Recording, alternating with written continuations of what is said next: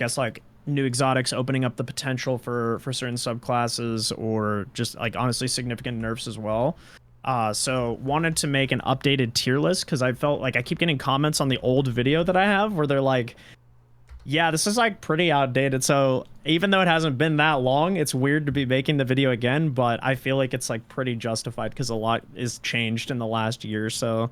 And then like also the upcoming like final shape raid is going to be the biggest ever, most likely. So kind of want like a catch up on like here's where the sandbox is at heading towards final shape. But Okay. yeah, that's kind of the context. But how are we doing today, lads? I don't know if my Discord is dying, but I hear your voice a bit robotic above. I don't know if it's just me though. It No, might he, be by he Discord. sounds fine to me. He sounds fine to me. Okay, I'll try to leave and rejoin. Maybe. Yeah, here, Yeah, go for it. well,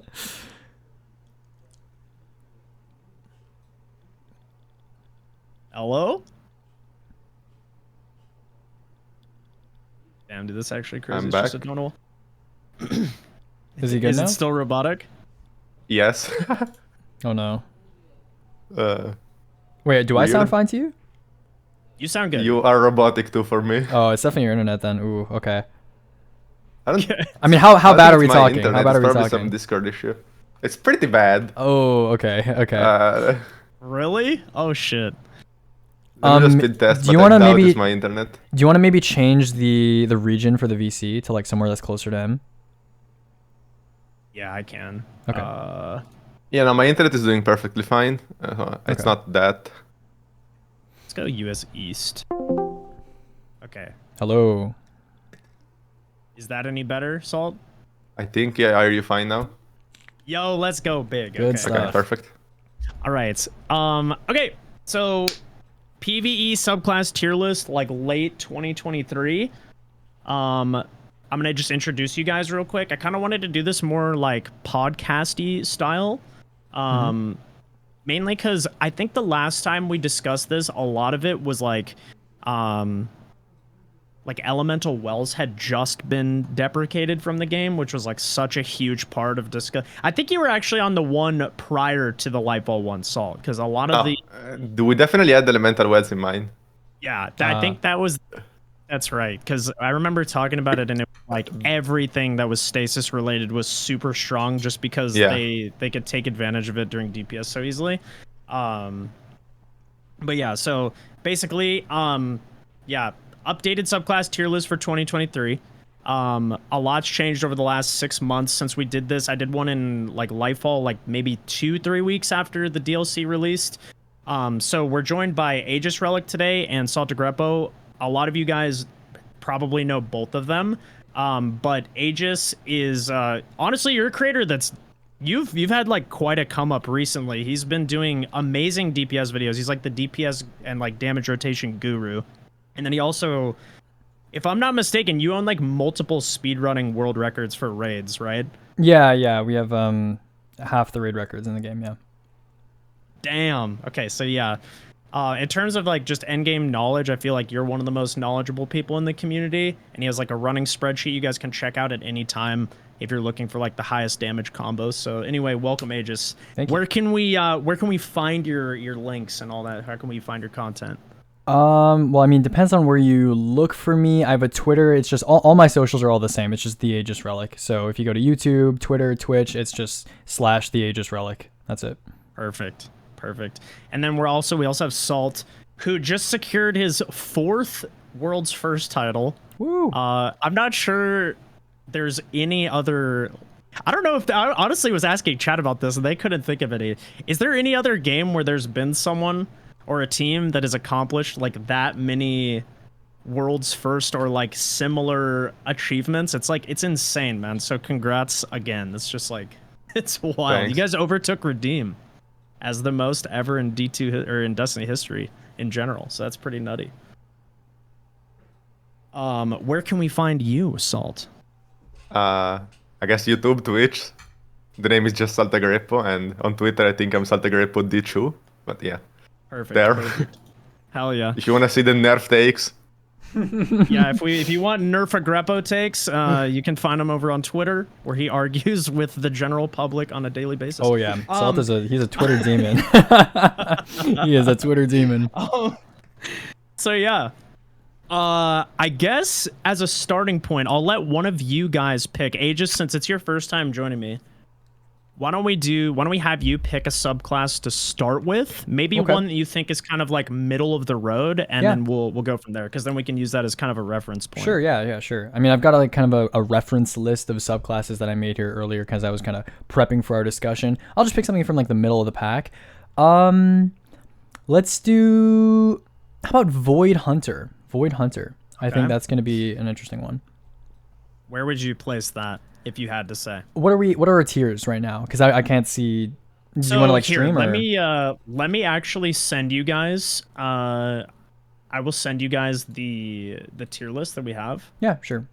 Really quickly, that way you guys can pull it up and follow along. We don't have to necessarily make the exact same list. So like, just because we discuss them, we can each have our own. I did that before with Salt, like where he, like for example, he thought Behemoth was higher than I had it in for just general use. Cause like, I guess my take on the game is like, I find myself as kind of a bridge between like, you know, the tryhard endgame PvE community and like the more casual community, or people who like, you know, maybe are solo players who don't have people to play with. So I try and think of it as like a very broad player base in terms of, can this be useful for like, obviously like the crazy like speed runs and GM speeds, which like I've also done in the past, but also like be relatable for players who maybe have only been playing for 6 months. Yeah, 100%. So okay. Yeah. You guys should have it in your DM. So yeah, S plus is the highest, and then we only go down to C because I genuinely don't think with like how much power creep is in the game that there's anything really worse than like a C tier as it stands right now. Okay. You can definitely get through content, I think, with like pretty much any subclass in the game. But yeah, that's kind of the basis of what we're going with. So you wanted to start with the Void Hunter. Sure. Yeah, I think that's a solid starting point. Okay. Real quick, what do I need to click to make it like you have? If you scroll down, click presentation mode, it will turn it all black, so you're not being flashbang the whole time. Okay, no, because there are so many ads too. Okay, perfect. Thanks.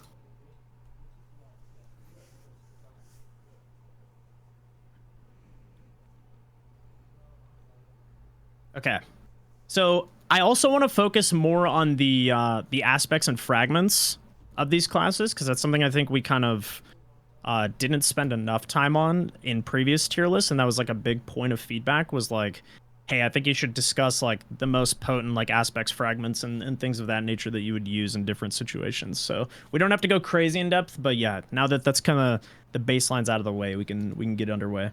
Yep, sounds good. All right, bet. So Aegis, you said you want to start with Void Hunter. What's your initial impressions of it? Like, what are the main talking points for you? Sure. So I guess from a speedrunner or like an endgame perspective, Void Hunter is, I guess if we're talking raw speedruns, Void Hunters are largely kind of, their role's been subsumed by other subclasses because the need for invisibility is largely kind of out of the picture when it comes to doing high risk, high reward type of strategy. So in speedruns, you're, instead of invis, because Void Hunter lacks really strong offensive utility, people tend to pick other subclasses. But of course, Void Hunter does have Tether. Tether is useful in that it is the only universal 30% debuff that is guaranteed at any distance. Tractor can be unsafe in some circumstances, or just completely, just not something that you can use on certain bosses. So Tether is good for like, example, right? Like, yeah. I mean, sorry, you can like King's Fall. I mean, I guess Tether is kind of weird for King's Fall too, I guess. But anyway. Yeah, I mean, I get what you're saying. I totally get what you're saying. But there's certainly some bosses, like for example, Sanctified Mind, where teams are kind of encouraged to do damage by a certain area, and so you don't really want a tractor on that boss because he's so far away. And there are certainly circumstances in endgame content where you would want a tether. And not to mention, it's not bad for ad clear either. Me personally, when I was kind of going through this in my head with my chat earlier, I think I put tether somewhere in the middle. Like I guess in this tier list it'd be at something like A or B tier, mostly because I think that offense is the best defense, and I mean I kind of naturally makes sense from a speedrunner angle. That offense is the best defense, and Void Hunter's best offense is Gerfalcon's, which is it's weapon reliant, so it's not entirely an ability gameplay loop, and it's also just not that potent. Like when you look at all the stuff we have in the sandbox right now, Strand Titan, Solar Titan, Solar Warlock, all of this, or Arc Hunter even. Like there's nothing that it just pales in comparison. You know what I'm saying? So yeah, for sure. Yeah. So the Void Hunter, the guaranteed invis is really nice, but that's I think about it when it comes to offensive utility. The one thing I will say for Void Hunters, I feel like it has a lot of variety. Like the base subclass is so strong, you can run like so many different things with it. So like for example, in GMs, like you could run Aeons. Like obviously Cenotap's really good, like just insanely broken right now. Yeah. But I guess like that will also gain value when that inevitably gets nerfed. And like, sorry if I piss anybody off by saying that, but like, there's no way it stays in the current state that it is. And if it does, that's a problem. For solo, like it is really good. And I think in terms of like an entry point to PvE, like for players, if they're looking for just like a class where you can, take it slow and steady and clear, like whether it's like, solo lost sectors, you're farming out new stuff, or you're going into GMs for the first time. Like I got so many comments on my video yesterday. So I actually just put out a video talking about the top 5 exotics for each class. And I actually had Gerfalcons on there for Hunter because I found the other ones like Omni and, just the other options like 6 Coyote, whatever it may be, just to be very defensive. And Gerfalcons was like the one that was by far the most offensive and like actually gives you utility against champions and just a general ad clear, which I think the class kind of lacks. Fair. I think if you're a player that's going into LFG, for example, and you're running GMs trying to get like the weekly adept or whatever, like Invis can absolutely carry you. And Tether is very, very strong in raid settings. Like you said, it's just like that. Yeah. Guaranteed debuff. So like, yeah, in the speedrunning setting, I would agree. It'd probably, maybe like low A, B. Right now, I think if I were to put it as a subclass, and I'm sure we'll get flamed for this in the comments of the YouTube video, but I think it's like a high A subclass, maybe low S. Okay. But it would be on the lower side of S. I don't know how I would say the exact same. Yeah. That's honestly, I was I thinking think IG makes sense. Okay. Salt, why don't you we'll leave that there for A for now, and then Salt, why don't you pick a subclass to talk about next? Still like in the middle. You can go with whatever you want. All right, let's just do it then. Let's pick well. Overall, Luckstruck, overall. Clearly C tier. S plus. That's it. Yeah. Do we need to talk about this one, guys?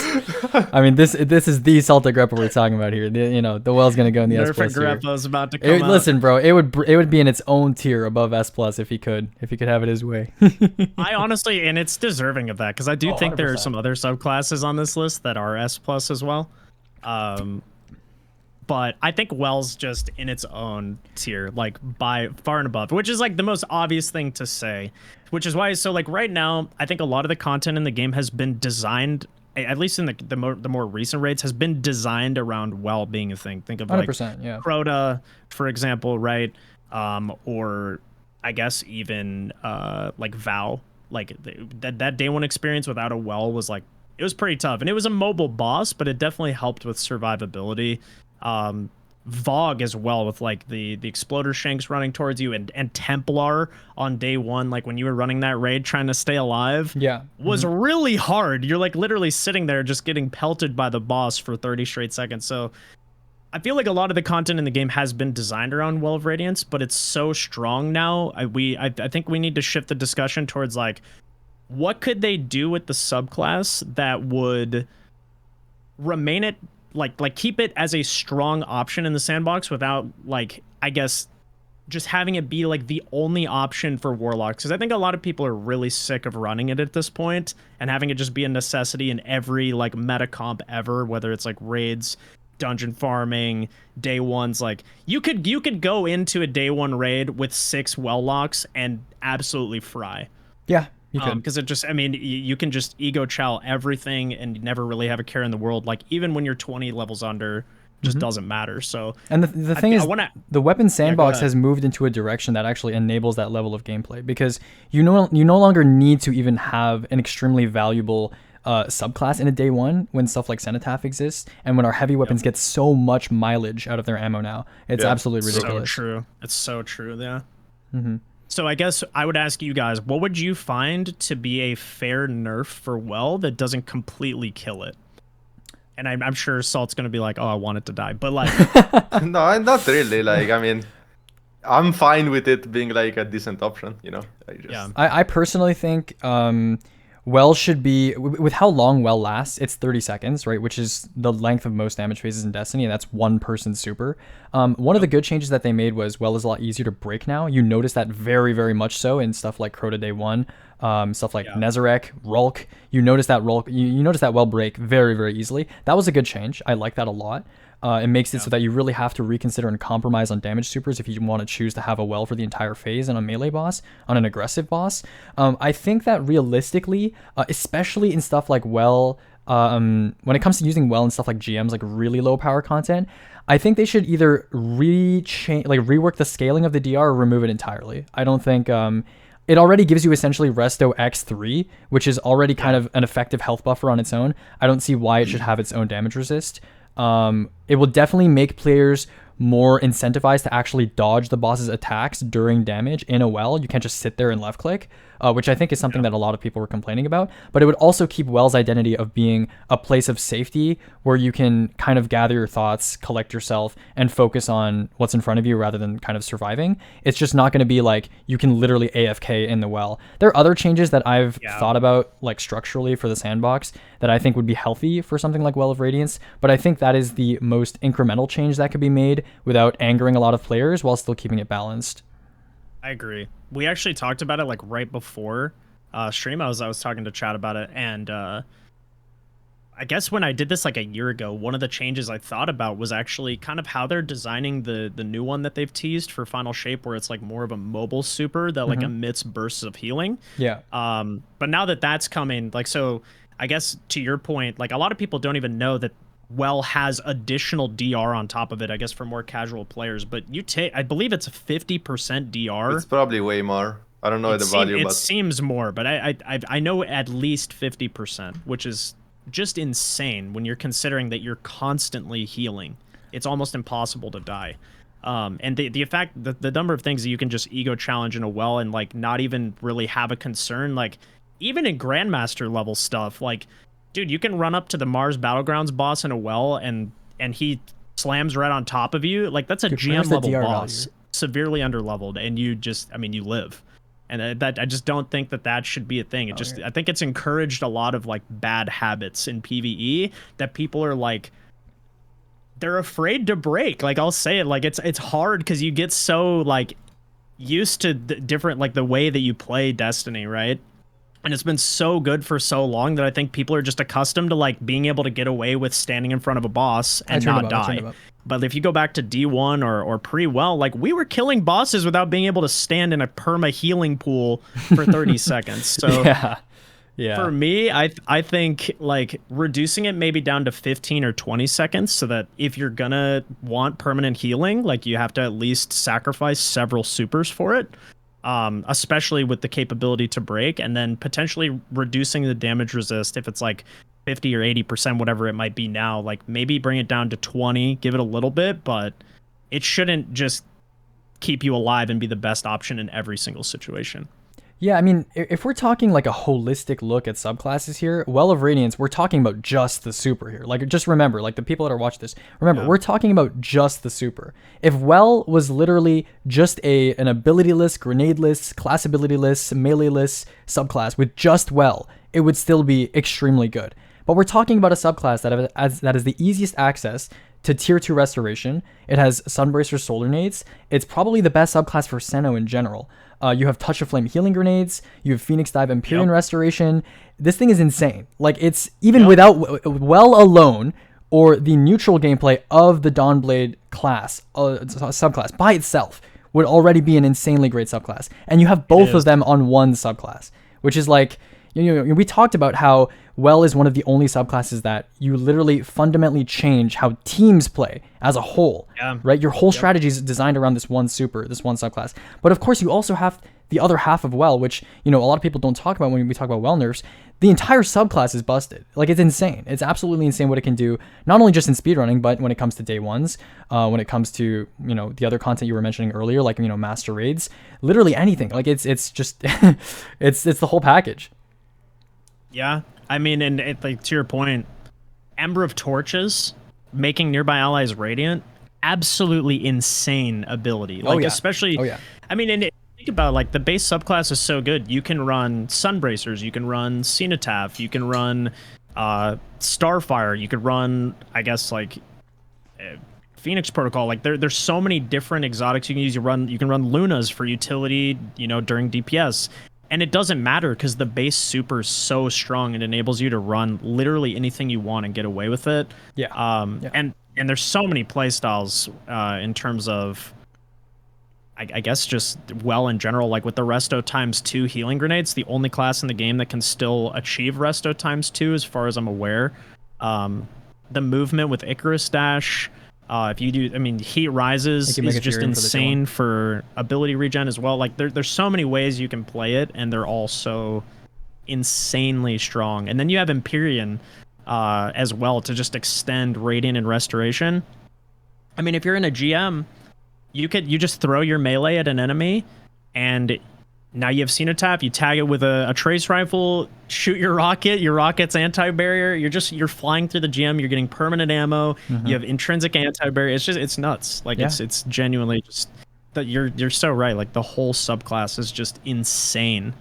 Mantle of Battle Harmony, I know, is used by a lot of teams as well on day one. That's just like crazy for enabling solar weapons and all that. So I don't know. There's a lot of ways you can go with it. It's pretty wild. Yeah. Crazy for sure.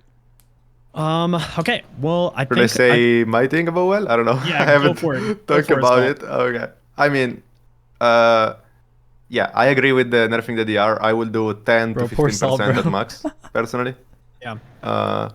And I think that's like fine as a starting point. Then you move from there. As you said, Torches doesn't really make any sense as a fragment, but that's not necessarily a well issue. That's more like about every solar subclass. Yeah. I don't think Torches should give it to the whole team. That should be what Hunter's Dodge is for, since that Dodge is literally no use in the game right now. Since Torches exists, I guess. Then I personally don't really like well breaking, because I feel like it's just completely random. Like, whether Crota breaks it in choose lamps or in forward is just random. I don't like randomness during fights. I agree. Or even when, like, you do Master Templar, it either breaks or it doesn't, even if you place it on the same spot. So, like, if there was a more of an aggro mechanic where enemies actually targeted it, I could see it. The way it is now, I think it's, like, not very great. I would rather it, like, be unbreakable, but actually more balanced. Right. I think that's fair. I think that's totally, that's a great point. And then... I mean, it is just random. Like, you never know, oh, well, you know... the splash damage happened to break at this time, but, you know, next time it might not. Like, to your point, it's just complete RNG. So reduce it. You're saying reduce it down to like 15% DR, but make it not a breakable super. Yeah, I'm fine with it not being breakable. I mean, unless you place it, like, I don't know, on something that's literally environmental damage or something crazy, I guess. Like, you remember when people were placing the well on top of where the final boss on the Proving Ground spawns, like on the flames. Oh, yeah. You probably shouldn't be able to do that, I guess. Yeah. That was pretty funny. Yeah. Yep. But I want to say, like, something that doesn't only affect well, but it's more of like a sandbox issue in general, is I think they should revert the change where you get super by shooting targets. That's, like, inherently makes well so broken, because after a DPS phase, you have like 70% of it back by just shooting the boss, which I don't think makes any sense.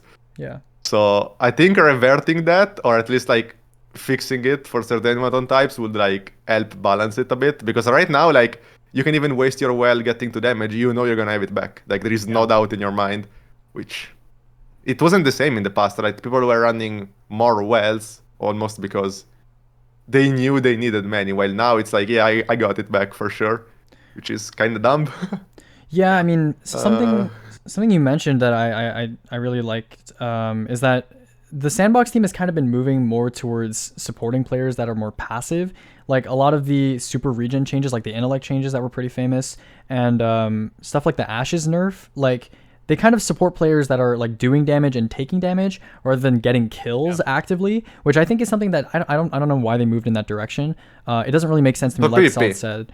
Yeah, I guess it was for PvP, but it kind of like what Salt said, like where you can literally just do a bunch of damage to a boss during a damage phase, and then you come out of it essentially with like a Phoenix effect, where you have like 50 to 70% of your super at the end of the phase. Right. And it's just like you should have to earn that from getting kills, which I think is like the natural equivalent of like what you should use to get, you know. And it's rendered that exotic useless because you can run Sunbracers with it and Ashes to Assets. 100%. Like, to your point, dude, you can get. Yeah. I mean, you just don't use it at all, or you're just doing so much damage, especially with like exotic changes. Like in a GM, if you're running Wish Ender and it triple procs on a target, like when you're shooting a barrier, dude, you get unbelievable amounts of super energy. Or you're running like Striga, dude, it's insane how quickly you can get your super energy back. So I agree 100%. You know what they did to it's the strand fragment that regens your nades, right? Mm-hmm. That was using the same exact system as the super regen, but for your grenade. So like using Striga with it will get your nade in like 2 seconds, right? Mm-hmm. And they actually fixed that. And now primaries don't give you crazy energy anymore. So they probably should do the same for supers, right? Yeah, that makes sense. But I don't know if they're gonna do that. And I don't want this like whole video to be like super, I guess, like nerf focused. I think Well is kind of like, I mean, there's a couple, but I think Well's like, obviously it's been around for so long. It's kind of like, it's like the anarchy of subclasses when anarchy was at its peak. Like everybody used it all the time. It was like the only option that ever got used. It worked with everything. It was good for ammo economy. It was good for zone control. It was good for passive damage. Like it just, there was nothing it did poorly. And I kind of feel like that's where Well is right now. Whereas like other classes, they have these like this push and pull of like, oh, well, it's really good at this, but it lacks in this area. Like it's a great solo class, but it's not good in team play. But like, Well, you can run in anything. Like you can run it in GMs. You could run it in a solo lost sector. You can run it in on-level raids because you just run it with Sunbracers and you have the best ad clear ability in the game, but your super's still insane. You can run it in like it's just, it's good everywhere. So anyway, S plus tier, by far the best subclass in the game. Okay. I'm gonna move us on from Well. I feel like we've kind of beat it into the ground at this point. I'm gonna change my opinion. I'm gonna move Void Hunter up to S. I think it'll end up being a low S tier subclass just because I don't think it offers like, I guess, the offensive playstyle that some of the other top subclasses do with survivability built into it. But yeah, that's where I'm gonna stand on it. So I think I'll pick the next subclass, and I think it's going to be one that will, like, people will be very mixed on this because people love this class, even though I don't think the overall like class tree is in a super healthy spot right now. So I'm going to go with Stasis Warlock. I knew you were going to say that. When you said people love it, I was certain. Dude, people love Shadebinder. It's unreal. And to be fair, like I do, it's fun. Like the Osmiomancy gauntlets are, you know, it's fun to like free stuff and like have that power fantasy. But right now, I feel like Stasis in general is just lacking like across the board. And one of the reasons for that is there's no like, you do get some damage resist, but it's not on the level of Stasis and Woven Mail, and you don't have access to it as often, I would say, or like as easily. I also don't think there's any I guess like crowd killers, right? So like with other subclasses, you have Volatile, you have Jolt, you have Ignitions, you have like all these other things that do such crazy amounts of damage and they can clear like a portion of a room with the click of a button, whereas like you have Shatter with Stasis, but it's not nearly as potent. And it's the other thing in terms of CC, like Strand does what Stasis does better, because when you suspend a barrier, they can't shoot back. They don't heal. But when you slow and then shatter like a barrier, for example, they can either instantly barrier back up, or like an unstop will just start shooting you again, like instantly. So that level of CC is like, I find to be helpful, but like also inconsistent at the same time. So I would love to see some sort of like addition to Stasis where, you know, like a Blizzard or something where like once you have a certain Like number Silence in of School? No. targets frozen in a radius, like a huge damage explosion of like a shatter occurs or something, or like I don't know, but it's missing some sort of ingredient, and Bungie's already confirmed that like they're going to be touching stasis up for that very reason. So I guess if I had to put Shadebinder somewhere, I would put it down in B.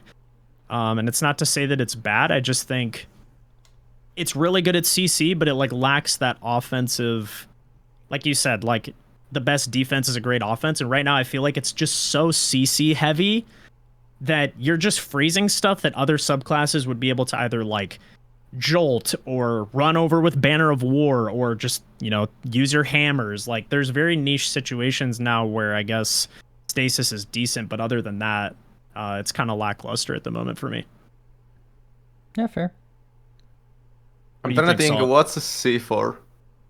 We're We're gonna put something on C, right? I So think like, there's I feel some- like stasis. I don't think know. there's a couple subclasses we can. There's go there. definitely stuff that's worse than Shadebinder. Yeah. I guess. Yeah, I don't know. I mean, I just think the turrets are kind of useless compared to just killing things. I've always been of that idea. 100%. They're just fun, but I don't know. I mean, Yeah. the thing I will say for Stasis Warlock, I think it is an exception. It's definitely an outlier compared to Behemoth and Revenant. And the main thing is that you can kind of set and forget turrets. Bleak Watchers are very unique in that regard.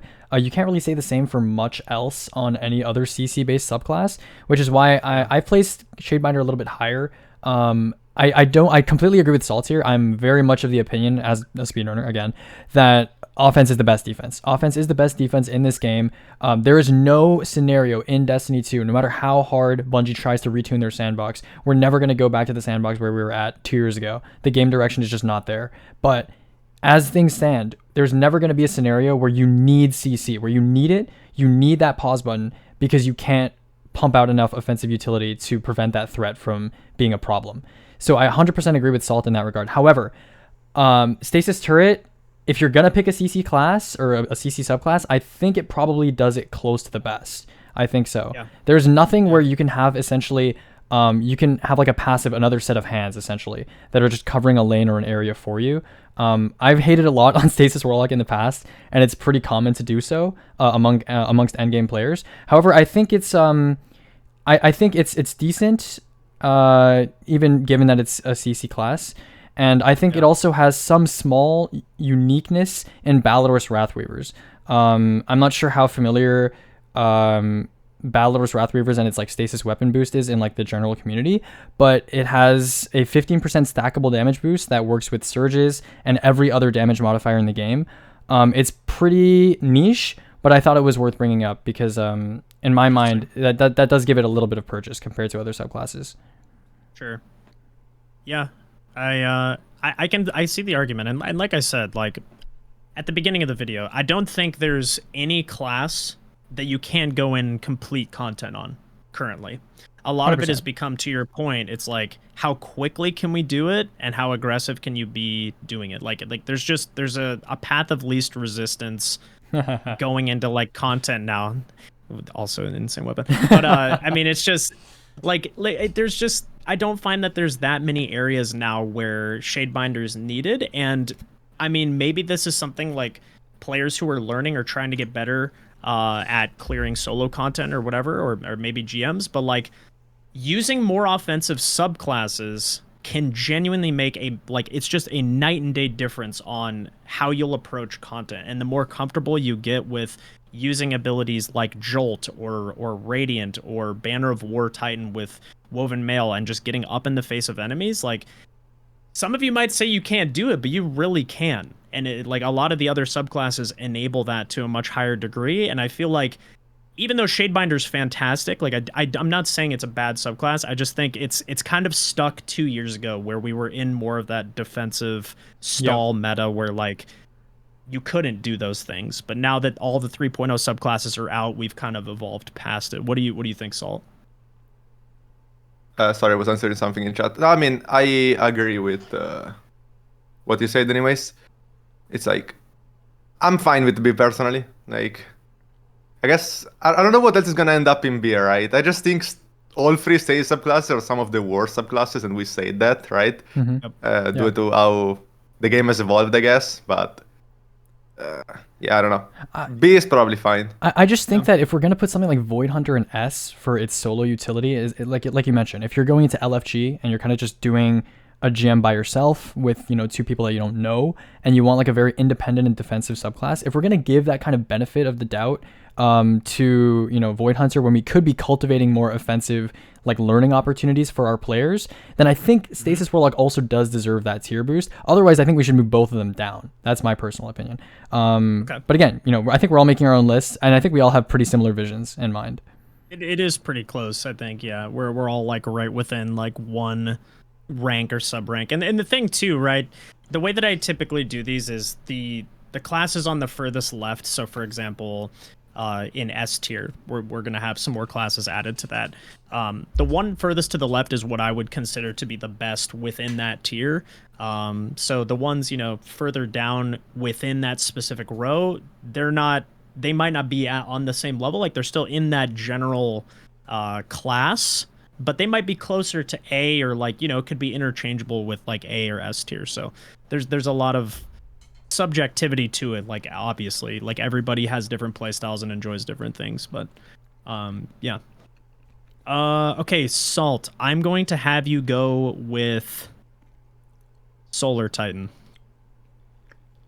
Okay, so I mean, Solar Titan and Void Hunter can't be in the same tier. So if you want to keep Void Hunter on S, you got to put Solar Titan on S+, but it is worse than well. So yeah, I guess put it on S+. So we think Hammers is S+. Yeah, I think so. Even after its nerfs, I think so. Yeah, it's like, I guess if on the left the closer to the S they're stronger, then yeah, keep well there, of course. But yeah, I mean, it is crazy. Like you literally just like cannot die. Like you have to play so poorly because you have your Bonk Hammer, which is of course broken. Then you have Healing Nades, which are broken. And then you have your Super that now gives you like 80% DR or something absurd. So it doesn't matter how low you are. It doesn't matter if there are 75 Shriekers shooting you. You press your Super, you're unkillable for like 15 seconds. That is true. Yeah. As long as you are on the ground, because if you are jumping, the Sunspot doesn't spawn for some obscure reason. So like you have to be on the ground. But yeah. It just starts healing you and you actually become like unkillable. So you have like 3 panic buttons in that class. Your hammer chunks more than most special weapons, right? Yeah. I don't think there are any downsides to running that subclass. You have permanent radiant, obviously. Yep, perma radiant, permanent resto. The other thing I would say too is I would argue that Syntheseps is the strongest exotic in the game. Like it's been used for so many things. Like I don't know if it's, I would say Cenotaph maybe exceeds it, but Synthos is so unbelievably strong and enables you to do things that like just literally no other subclass can do, like whether it's Banner of War or Hammer Titan. I mean, even on contest in Crota, like those ogres that would spawn down in the pit were dead in 1 hammer. Like 1, maybe 2. Yeah. And they just chunk majors. It clears AoE of like Thrall and other enemy because, you know, your sunspots just linger and now you have a like you can literally AFK in a raid if you're just sitting in your sunspot on like a spawn door. You can just sit in your you can just sit in the sunspots and they don't do anything to you. And also now, like something worth mentioning too is we have the Pyrogale gauntlets. You actually have a swap and utility for like a pretty high damage option as well that didn't really exist before. So like you were kind of giving that up. And now you can just, you know, throw your quick burst super and then you're on to damaging with your weapons, which is, you know, where Aegis has been insinuating that like that the meta is just, you know, generate a ton of ammo, spam your weapons. And, you know, now that exotic allows you to do that as well, so it's like even just a bigger plus for hammers. What do you think, Aegis? Yeah, no, I mean, I'm fine with putting like Salt said. I mean, I think people kind of have this common understanding that it's kind of above everything else, but I'm fine with putting Hammer Titan in S+ tier. And just to kind of like agree. Yeah, just to kind of recontextualize things, just remember, Hammer Titan, right, Sunbreaker, and Syntheseps have suffered through, like, probably a collective 4 or 5 nerfs, and they're still, like, this good. Like, It's crazy. Like Yeah. they took away 1-2 punch hammers, and then they gave us like sunspots, and they gave us healing nades, like Salt said. They gave us, insane DR on our super with 2 supers, and now we have a burst super too. That was like the one weakness of Solar Titan, that it doesn't have a burst super, like Curious Thunder Crash. And it's like, like Salt said, you can literally like AFK in front of a spawn door. You can be sitting in front of 23 Shriekers, and you just can't die. This thing is like, if we're talking like raw, sheer, underpowered content, I don't think there is a contest. Obviously, Solar Warlock is more of a team play kind of class, but if you're just by yourself and you need to survive and there's like 20 beefy mini bosses in your way, nothing is going to help you more than Solar Titan. True. I went ahead and made an S++ tier. Okay. I do think, as silly as it sounds, I do think it just belongs in its own its own tier. And so right now I have Well in S++, I have Hammers in S+, and then I have Invis Hunter in S. Which I do, to be fair, I do think that kind of, it separates it because Well, I think, is the only one that's like genuinely used and needed in pretty much every single situation. Not only like survivability, but also movement with well skating, even in speedruns and stuff. Like it's genuinely is like no downsides anywhere. Everything. Everything. Whereas, like Hammers is great. Sometimes, it's not a necessary subclass to clear anything, but it is unbelievably strong to both of your points. So yeah, I agree. Aegis, what do you want to cover next? I'll let you pick. It happens to be the first one in the tier list I'm looking at, so let's do Gathering Storm, which is Arc Hunter. Yeah, Arc Hunter. Let's do that. Okay. All right. What are we thinking? I was thinking... So I currently have I didn't add another tier. I just do S+, S, A, and then I put Well by itself in S+. I think Arc Hunter... I don't think it's as potent as Solar Titan overall, but I think it deserves to be in the same tier. Like on the lower part of the tier, I think it deserves to be an S tier. Yeah, I think it really does. I completely agree. Obviously, one of the highest just like burst damage supers in the game, like Gathering Storm's insane in its own right, especially when you pair it with Star Eater scales. But also, a really cool interaction this season that we've been using is going from Star Eaters into Foe Tracer. And using that as like supplemental damage, especially like one of the the popular swords now is the Bequest with Surrounded on Crota. And dude, the damage that does, 25% boost to Bequest with Surrounded is just ridiculous. And it's just a crazy versatile subclass. Assassin's Cowl comes to mind like right away. Arguably one of the most busted exotics in the game. Kind of like what I would say is, the Syntho equivalent for hunters at this point, especially for like endgame stuff, has led to some of the fastest solo GMs on record. Like I know ATP uses it all the time and Vendetta, but those are just some quick points. What do you think, Salt? My list looked the same as yours, but I have Void Hunter on A and I have Arc Hunter on S because I don't think Arc Hunter is as good as Solar Titan in general for like versatility. Like on Arc Hunter, if you don't have your stacks up with like your punch, it's kind of sketchy to get it. Like you don't have on-demand things like Solar Titan does, right? True. If you get caught off guard, you can't just like decide to go invis or decide to heal or pop a roaming super and be invincible. The thing that like Arc Hunter is better than Solar Titan is probably having a good damage super, because I don't think Paragods are good. Like I think they're crazy inconsistent. But they are, yeah, that's true. I don't think overall it's like as good. I agree that like Arc Hunter can be better in like a GM speedrun, but that's in a speedrun, right? When everything is under control, you know what you want to spawn kill, you know where you want to get your stacks, like. True. Yep. It's not as like brainless as running a Solar Titan. You actually have to like think a bit. There are also ways that you can like not refresh your melee, right? I think if you get the kill with the explosion of the melee, it doesn't work. Like you have to pay more attention. Yeah, for sure. So do we want to move you it also down need the 1-2 punch shotty. Yeah, you do. Do we want to move it down potentially to like the top S tier and like a tier below Hammers? So still very strong, but not like, to your point, you can't just shut your brain off and hit bonk. I still think they kind of I think definitely Salt is correct in that Hammer Titan belongs above Arc Hunter, but I still think they kind of fill similar roles. Of course, Arc Hunter has the better damage super, and Invis and healing in some aspects are, I don't know. Yeah, the whole like solo GM aspect. Yeah, you're right that you definitely require like more control and more knowing of like where the enemies are, and it's definitely harder to get going. I don't know. Yeah, it's tough. I think I keep them in the same tier. I still think I keep them in the same tier.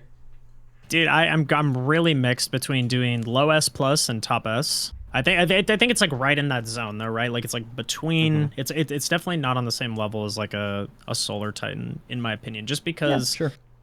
Bonk Hammer for like if you want to go and grab a solo dungeon emblem, like if you're even a player that's just starting to get into like end game challenges, if you want the freest clear of your life or like the best chance to get that emblem, you're gonna go to Bonk Titan. Oh, 1000%. And literally just hammer everything. It genuinely, it's very difficult to die, unless you're like severely misplaying. But that's like a great learning opportunity. Whereas Arc Hunter, to your point, there is still a skill gap to it, like weakening enemies enough to secure the melee kill. You might have to run a 1-2 punch shotgun and under-leveled stuff. Yeah. Granted, Combo Blow does a ton of damage on its own, which is why Assassin's Cowl is like so prevalent now. And Gathering Storm is definitely much better, like one of the top tier DPS supers in the game. So it definitely has the edge in that sense.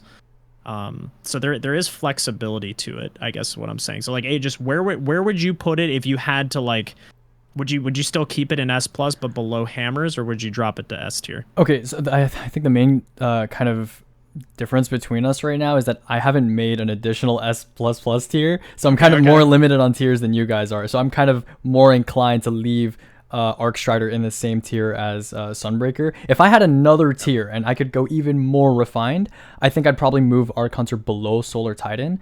The thing is though, I have kind of put in some thought into all the subclasses recently, kind of as prep for this discussion that we're having, and I think some of the other subclasses will start to cram the rest of the tiers full, and I think it will start to make sense why Arc Hunter and Solar Titan belong together.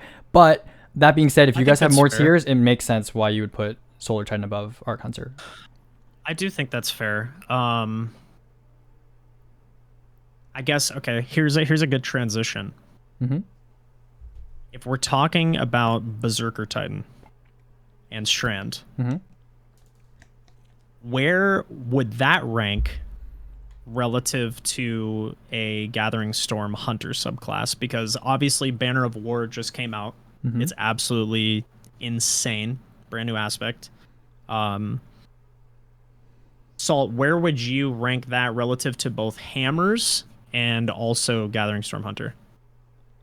So I think, at least in my opinion, it's easier to play a Bonk than a Strand Titan in a day one. Yep.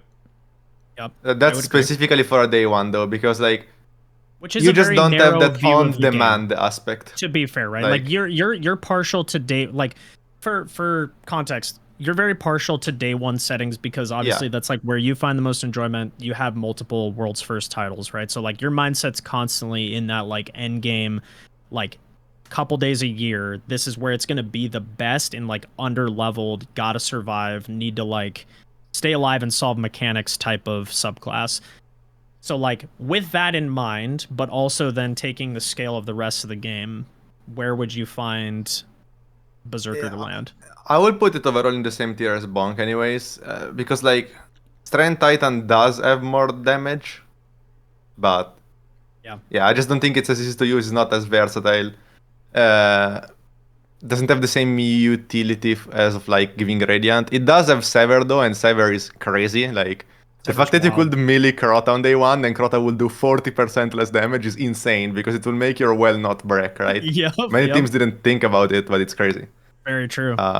Woven Mail for you and your whole team. Like, I don't know, Strand Titan does like so many things. In many scenarios, it's way better than Bonk. I think though overall, I would just put them in the same tier because they have different strengths, I guess. I wouldn't say it's like flat better than Bonk. I wouldn't say that. Because again, when it's something you have to improvise, what if you don't have a tangle? What if you like, it's just not, I don't know. And popping like your Behemoth doesn't like panic save you if you're dying because you don't start healing out of nowhere, right? It's not the same as popping hammers. That's true. I guess. which is also why I never use Burning Mold, because I don't think that heals you, right? I Pretty don't, sure. No, it does not. What do you think, Aegis? Yeah, I'm pretty much more of the same opinion. I would say Berserker, I would say overall belongs below Sunbreaker, because I view personally Berserker to be more of like a damage specialist. Like, yes, it does have some sustain options in Woven Mail, has damage reduction in Sever. But I just don't like Salt said, like its hammer is so brain dead to create areas of restoration using sunspots. You have your hammer on demand, whereas on Strand Titan, you either have to rely on grapple melees or you have to rely on a melee cooldown, which, you know, nothing beats a literal infinitely refreshable powered melee on Solar Titan. Right. So I think in general gameplay, just overall, I would say Solar Titan's a bit better. And I would say if we're going to keep them in the same tier, I think Arc Hunter is obviously worse. I just view Strand Titan as I think it goes those two first for sure. Yeah, for sure. Arc Hunter. I just in my mind, Strand Titan is very much more of a specific playstyle that belongs in specific contexts, and Solar Titan is just something that you can blanket over everything. So yeah, higher highs but lower lows.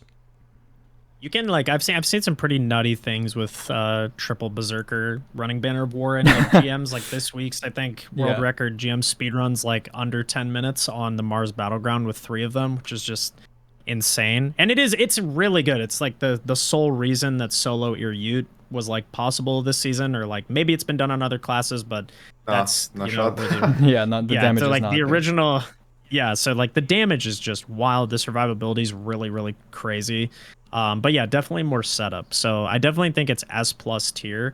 And just Strand in general, like outside of even just Banner of War, like Abiant Leap as a like a perma-suspend, just everything, like permanent Woven Mail is also just an insanely good exotic. There's a lot of options. I feel like of the 3 Strand subclasses, I Berserker is the best, which like in my previous tier list that we did, that was not the case. Because that was also when people were finding out that like the Threadrunner super on the Hunter was just like unbelievably insane for damage. And we were still learning so much about the subclasses. And I also think Strand Warlock was severely underrated at the time, because now in DPS scenarios, like that's pretty crazy, which we'll get to later. But I think we pick a Warlock subclass, and I'm gonna go with Voidlock for the next one. So before we move on, since you said to like also discuss aspects, I want to say that sure. Everyone says, "Oh, Strand Titan is so good because of Banner of War," but I really don't think Banner of War is like the crazy part. I think the crazy part is Woven Mail. Like I think we should point that out. Like Banner is crazy, but if you didn't have Woven Mail being 55%, it would not be that crazy. You wouldn't go just melee everything without caring, right? So I guess we should like point that out for Strand Titan. It's not only Banner that's crazy. It's like a combination of the 2 things, I guess. Yeah, the healing pulses and the DR. Yeah, for sure. Yeah, healing pulses too. Impulses are good, but it's but available too, right? Like it's up all the time. Yeah, you can refresh it constantly. And what did they reduce it slightly this season? I think it was like 60% DR previously, but I think it's still like 55 to 60%. 55. Yeah. 55%. It's kind of a joke insane. of a nerf. Yeah. It's wild. Yeah, no, that's a great point, Salt. Woven Mail might be like outside of, I guess, maybe Touch of Flame, like probably the most influential like ability in the game. Like it's insane what it can do for Strand. Also damage wise, when people started using Strand Titan this season, it was obviously crazy strong, right? But after they fixed the stacking with like another player, it was crazy, but not like that crazy, because you only had like 3 melees, your super, and then 3 melees, which was crazy burst damage, but then you were out. Right. I think what put it really like up there is now the fact that people are using the grapple melee. Yeah. Which I don't even think it's intended that you can one-punch grapple like that, right? That's what gives it like actually infinite DPS, right? Like they're so inconsistent with that stuff, right? Because like now Hammer doesn't enable it, but like the Berserker melee does. So I don't know. And I'm not like against there being like really powerful melee builds. I think that's like pretty cool. But man, Berserker's just like it's next level insane with that. Yeah, like now the grapple gives it like infinite sustainable like DPS that's higher than anything else. So it's the grapple mill that really put it over the top if you can do it, compared to like just the normal combo, I guess. Yeah, absolutely. I mean, it's insane. Like Navigator grapple point, and you can basically set it up anywhere as long as you have ads near you and you're not in danger of immediately dying. You're putting out like 4th Horseman level just melees every single time you look up and grab. It's insane. It's absolutely insane. Yeah. 100%. It's nutty. It's nutty. Okay. I think, yeah, so right now we have Well in S++, we have Hammers and Berserker in S+, and then I have Gathering Storm and Invis Hunter in S, with Gathering Storm being higher, and then we have Shadebinder down in B at the moment. All right. Where I think we need to do a Warlock subclass because we've only done 1 so far. Sure. Oh no, we've done 2. Never mind, we have a 2-2 split. I'm still gonna go with Voidlock for the next one. Okay. I'm interested to see what you guys think of this one, because where I stand on it is I think it's really solid. It's viable in just about everything, but it's not the best in anything.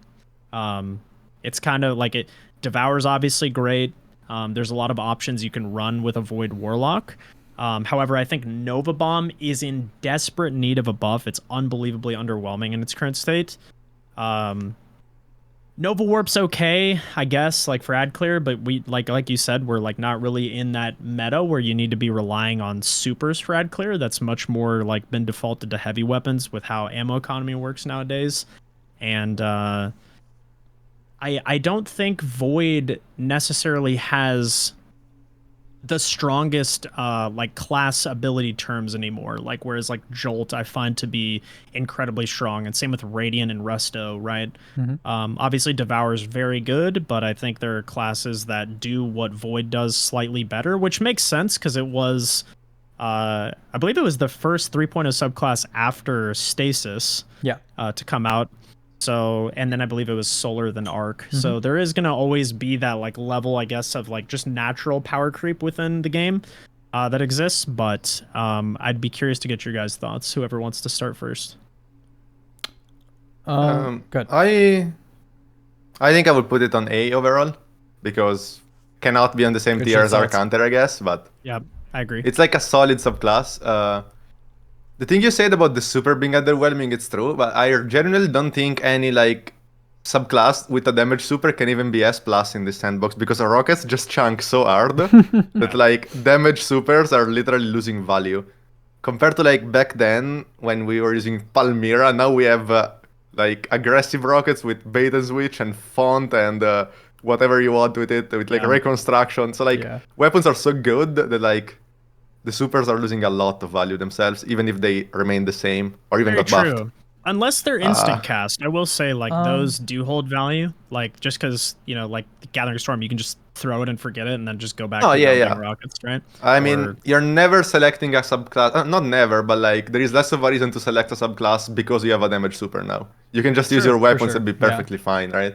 Yeah, yeah, for sure. I mean, as Salt points out, like very accurately, like before the Pack Hunter rework, actually, it was damage loss to use every damage super in the game. Every damage super in the game was lower DPS, like taking the time out of your damage rotation or strategy to press your super key, be stuck in that animation for X number of seconds and come back down and be able to shoot a weapon again, was literally losing DPS compared to using something like Cold Comfort, which is insane. Wild. That's insane, right? I mean, Cold Comfort is ammo. It is ammo. It's not a one-shot ability, right? So, I mean, I guess I'm kind of glad that Pack Hunter got reined in a little bit, because now it's not so much the case. Blade Barrage is still higher DPS than almost anything you can do with a rocket. But, you know, as Salt says, you know, damage supers are not that big of a deal anymore. I agree. Then, Void Warlock has some cool utilities in the fact that, like, as you know, you can extend the 30% debuffs. And like it's very good at it. Now that's a bug though, right? So I don't know if you want to count it in, but I guess that's true. I mean, it's the only class that can true phase Solo Nezarec, for example, right? Which is a pretty niche thing, but it's cool.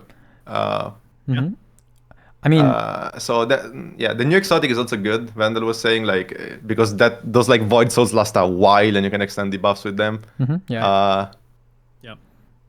Like it has its own utility. It's just not an arc hunter, right? I'm in a weird spot with it. I agree. I think it's an A tier subclass. I think it's solid. It's above Shadebinder for me. It's not on the level of Invis Hunter or Gathering Storm. But I do like I just go back to the point that like I think Nova Bomb is just severely undertuned. Like the fact that enemies can shoot it out of the air on the way, like you can't throw it more than about 10 feet. Especially in like endgame stuff like a GM, if you try and run that, like it'll just get shot out of the air and then it tracks like a random acolyte like 30 feet to the right, and you're like, okay, well, Yeah. there goes my 8-minute cooldown on nothing, and it's just completely wasted. So, but like, I mean, Controverse, you have Briarbinds, like there's all sorts of just like they're very good exotics that you can pair with it right now. So, yeah, I mean, it's solid. Like, I don't really have much else to say other than, yeah, it's like a solid A tier subclass, but I do think it's been power crept slightly by the newer 3.0s. Okay, Aegis, if you want to pick the next subclass on our list. Well, let's try to, okay, can we balance things out? We have what, 3 Warlock, 2 Titan, 2 Hunters, so I guess I'll pick a Titan subclass. Let's do Stasis Titan. Yeah. Okay. There are some major Behemoth Titan enjoyers out there. Oh, like, yeah. I've gotten dude, the amount of comments on my previous tier list, I was like, yo, it's pretty niche, but like, you know, it's solid in certain situations, but man, they're like, oh, it's easily S+. I'm interested to see where you'd put it. Okay. I mean, I guess since I chose, I'll go first. Just to kind of like reality check things here, to those Behemoth lovers out there. Behemoth is very much an interesting subclass. It's easily the best subclass when it comes to generating shards. And naturally, you know, all of its builds that come alongside with it do play very well as a result of that. However, like, what is the best thing you're going to do on Behemoth? The best build that I've seen on Behemoth is probably like someone like Selfu using like Stronghold and Lament. Stronghold's 100%. Yeah, yep. That because DR stacking DR with like shards. with like Rhyme over Shield, chains, pretty useful.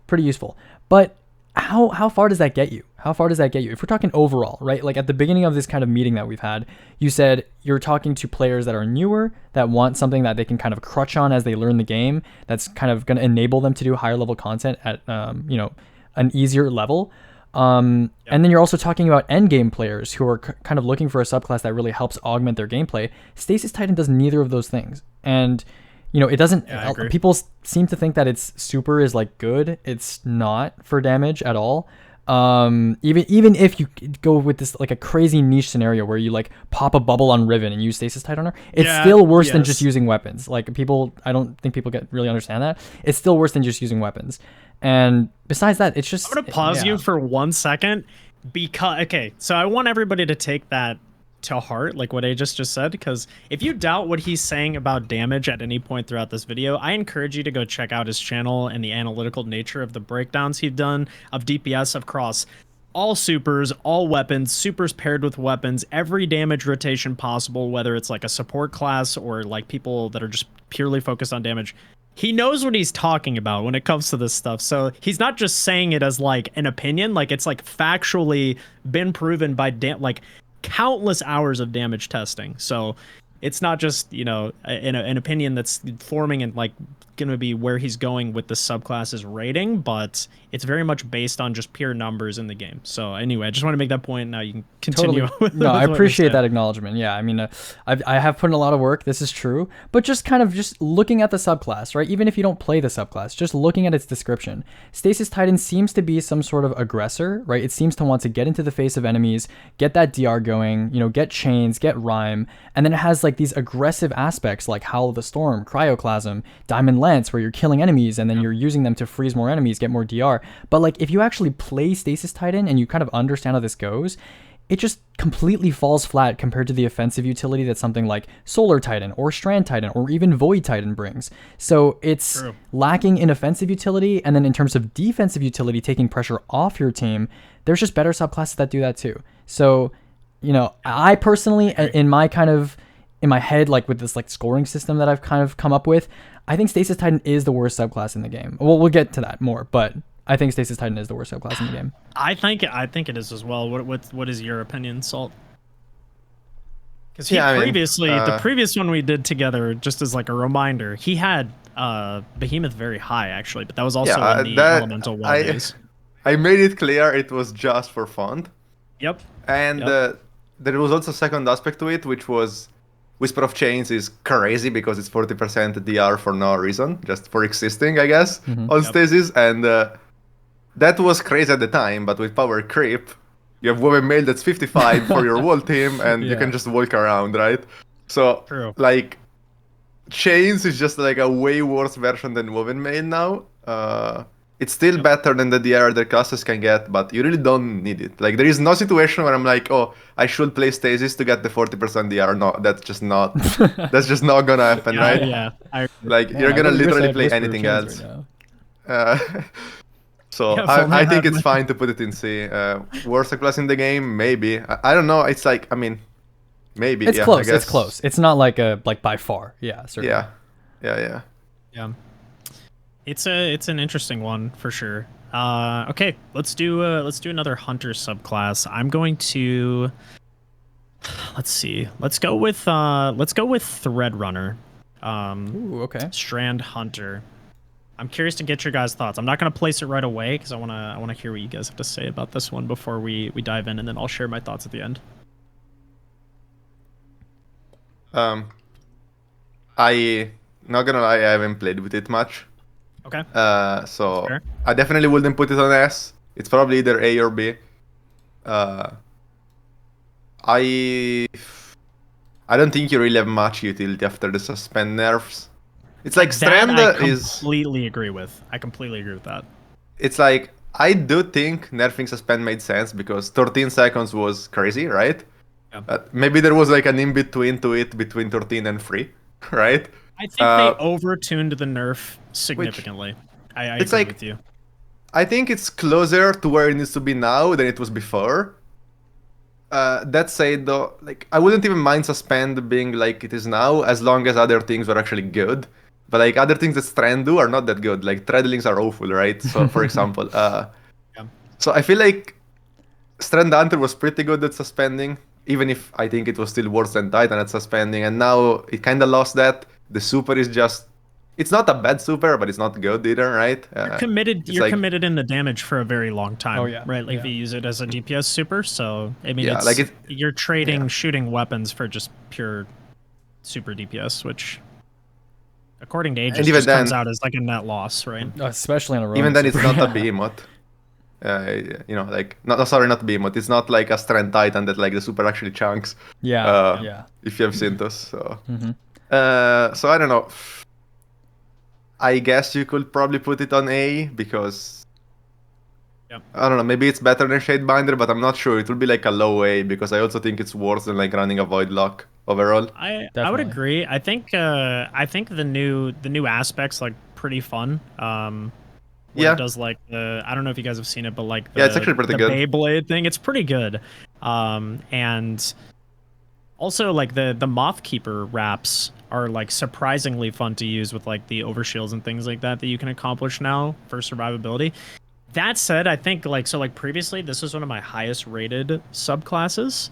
And the nerf to suspend just like it really killed my motivation to run this class. I was a proponent of nerfing suspend myself because it was like unbelievably overpowered. Like you could suspend a champ and they'd be hanging there for like 12 seconds. Like that's insane. You can just AFK, and by the time they're unsuspended, you have your dodge back to, dive and resuspend them again. And it's just like they're just a complete non-factor. But now it's kind of like they've gone, I think, a little too far with the nerf, where it's like you basically suspend them long enough to stun them and then maybe get like one rocket off and then not quite kill them. So I feel like there's kind of an in-between to your point that could be found of like maybe like 5 seconds suspend on a champion. Because I think, what is it, like 2.5 seconds right now? It's 3 or 4 with the fragment. They could do like 4 or 5 or 4 or 6 maybe. I don't know. I guess 5 is probably fine. I don't know. 5 seconds I think would be like a decent balance. I think I agree. What do you think, Aegis? I'm gonna probably surprise some people here. I think Threadrunner's in C. It's probably either the second or third worst subclass in the game. Silk Strike is just a non-starter as a super, in my opinion. It doesn't really have anything special going. I think Strand Hunter is actually probably the closest you could get to a subclass that is like has nothing really special going for it, to be honest with you. Like Salt mentioned, Titan does suspend better, and the suspend nerf really gutted Strand Hunter and made it so that the other CC options in the game are just probably better overall, right? So if CC isn't... One of the benefits to running it was the double... Of course, yeah. The double shackle nade, 100%, right? yeah. And now that's kind of like dead. Yeah, 100%. And the generation nerf hit that too, right? So I think, when CC is not your specialization anymore, right? When that's not even something that you have special, you have what? Like the best woven mail uptime of all the subclasses because of Certarachnes, which is that's almost a waste of an exotic to me. So other subclasses already, because of threat of warding, have pretty much 24/7 woven mail uptime. So I wouldn't even consider that to be special. To me, at least, just from what I've seen, from some of the videos that I've seen, from the gameplay that I've been involved in, I think Strand Hunter's biggest takeaway for me is the super having infinite grapples. Yeah, it's that's the best thing for me, because in speedrunning it's kind of useful in certain encounters to have a lot of grapples, but that's the only appeal that Strand Hunter has to me. There's nothing that it does that another class can't do better, much better. And I think by the nerfs recently, and this is why I wanted to do this tier list, right? Is I think this is one of the biggest jumps for sure in power fantasy, because before the double shackle grenade and Dude, double my voice dodge, gave out while I was talking. You could just I have a build called Puppeteer. It is literally you could just control an entire area with one character, which was pretty special. And I feel the nerf specifically to champions, it just hurt Threadrunner a lot. And then moving obviously with Cenotaph coming into the game and just ammo being so much more prevalent than a damage super. Yeah, I mean it's definitely lost a lot of value over the last 7 months. Thank you, Goose, Romboy Goose, Salt, for the prime. Yeah, I mean, for sure. Right now I ended up putting it on Ike B. I think instead of low A, but fair. I think that's fair. Do you think, my question to you guys, do you think Shadebinder or Threadrunner Hunter is a better subclass at the moment? I think Shadebinder is. Ow. I think Strand Hunter, because the super is actually good. Shadebinder super kind of sucks, but I don't know. I just don't like the turrets. The grapple can at least have some utility. You have woven mail if you want, which you don't have on stasis. So just by being strand and having thread of warding, that's value that you have, I guess. Yeah, and the new aspect is pretty cool, to be honest. It's actually pretty decent. Man. Yeah, the Spectre is actually interesting. I will say that. The Spectre is a move in the right direction. I'm not saying any of these subclasses are beyond redemption or anything like that. I mean, I just think they could be implemented better, certainly, to be more balanced. God, that is a tough one, dude. We've ranged from A all the way down to C. I'm probably going to place it in B. That's fine. Yeah. It's a toss-up between Shadebinder and Threadrunner for me. I think that the notable thing, though, is the fall from grace it had, because I was vouching for this subclass heavily before the suspend nerfs. It was actually insane in GMs. I could take people through the hardest content with it and just rely on its perma suspend uptime. I mean, because having 2 of the shackle grenades available at all times is just that was so powerful. Oh yeah, on its own, 100%. Regardless of the rest of the aspects and fragments. But yeah, it's definitely fallen quite a bit. I mean, yeah, Go ahead. Okay, thanks. I was gonna say something I was thinking they could do to suspend, but that's more of a rework. If they want to distinguish it from a freeze, you can make it maybe 6 or 7 seconds, so you increase the uptime, but you make it so the enemies aren't completely armless. Maybe they have lower precision or lower rate of fire, or they miss very often. Like an enemy but they in still PvP. Somewhat fight back. Yeah, like an enemy in PvP. Maybe that would give it a different identity than stasis, because right now they're kind of bot short CCs, and they bot do the same thing kind of. Yeah. But suspend doesn't shatter afterwards, right? So it's actually worse, maybe. Yeah. Yeah, well, the other thing though is you can break a you can break a freeze. You can't break a suspend unless you literally freeze the target. That's the only thing that can pull something out of a suspend. So I feel it is more consistent in terms of CC, because my main complaint with stasis is you freeze a target and then someone shoots it with a little bit of damage, the shatter breaks, and then all of a sudden then Unstop's beaming you, and I mean yeah. So Whereas like you know, you throw a suspend nade and you literally have to freeze them. That's the only way you can get them to descend out of it. That's of course a very good thing. Like being able to damage them freely, that's for sure points in favor of suspend. Yeah. Okay, so I think we've done, I think it's a pretty even split. Who was the last to pick a subclass? I don't even remember. I think it was you. We have right? You, I think. Yeah. Okay, so we have 3 Titan supers remaining, so we should probably do a Titan. Okay. Okay. I think as Wait, do we? our Wait, do we have two? Oh no, we don't. No, we have have 2 two. 2 2. We Yeah, have we have 2 2 2. We're balanced. We're 2 2 balanced. 2. Oh, we're actually doing good. Yeah, Okay. nice. So we have 2 of each subclass left. Let's go. We've only done 1 arc subclass so far, so let's go with one of the arcs. I'm gonna say, let's go with Arc Warlock. All right. This is one, and this is a point I wanted to make very clearly. This was my lowest rated subclass at the launch of Lightfall. Makes sense. So this was coming just out of the Elemental Well meta with Heart of Inmost Light. And this was like just after storm grenades were nerfed. Like we all remember like how just ridiculously insane those were in GMs. So now it's much more of a pulse grenade meta because of ionic traces and ability regen when picking them up.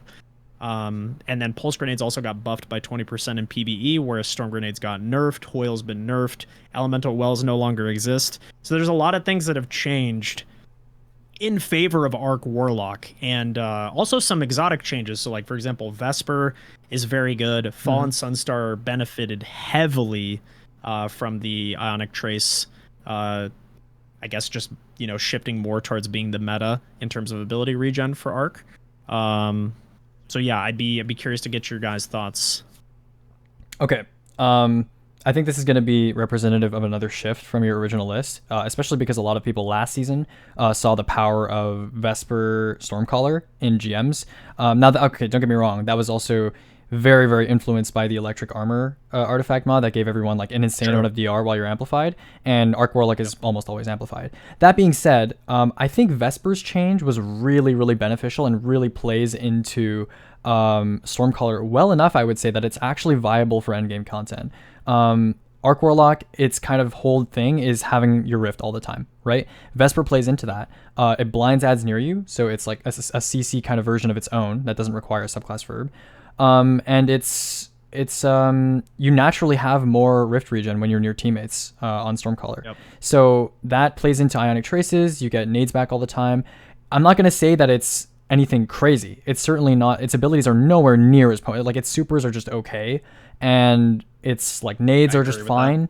And you know, Arc Souls are great. You know, they're pretty good, I would say. But you know, it's nothing like S tier. I think A tier, like low A tier, maybe high B tier is I think that's fine for Arc Warlock, honestly. Okay, interesting. What about you, Saul? Yeah, I think A tier for sure. Maybe buying the Voidlock. Yeah. It depends on the scenario, right? Because I feel like in a solo GM, Arc Warlock is better. But aside from that, I feel like you probably have way more utility on Void, both for like a solo low band or even like a raid. Because Void can debuff, Arc can't. Yeah, agreed. So yeah, like Vesper was like sick in solo GMs, but yeah, the seasonal mod was carrying that like so hard. It's still good, probably better than Void, but it's not the same. Dude, I have this is the one subclass I've been using a lot recently. What you think? So I lean towards low S. Oh, personally. okay. A changed man. Because strictly, so I think Jolt being an intrinsic overload stun in like a GM or solo lost sector setting is like, it frees up loadouts so much, especially with how often like Fallen Sunstar and Geomags got buffed. They have like really solid ability regen on the grenade now. I'm a Fallen Sunstar enjoyer. I also love Vesper. Vesper's great too. Definitely more for like, you know, tough GMs where you need to get in the face of enemies and like blind them and have like your Rift up a lot. The cool thing about Arc Warlock is that a lot of people think the Arc buddies are actually useless, but they actually jolt enemies as well. And they do good damage too, to be honest. And they do solid damage. Yeah.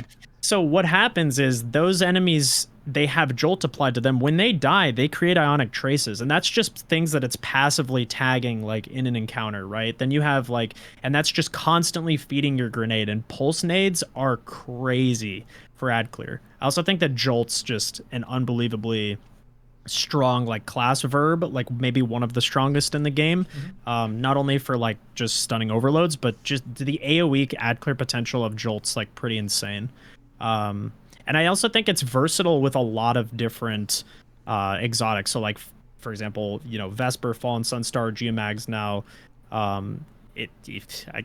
People like Crown of Tempest. I'm not a fan of it really, but there's a lot of utility in like the GM/champion side of the game, and just like the survivability as well with Spark of Resistance is insane as well, especially this season with Elemental Embrace, right, with how Artivores. many I don't think things they do jolt. arc consistently, whether it's like, you know, Thrall or Wizards or Boomer Knights, or I think even Crota is arc as well, like his sword's arc. Yeah, Crown Loki better than Sunstar. Dude, you can tank so much damage on arc subclasses. It's pretty wild.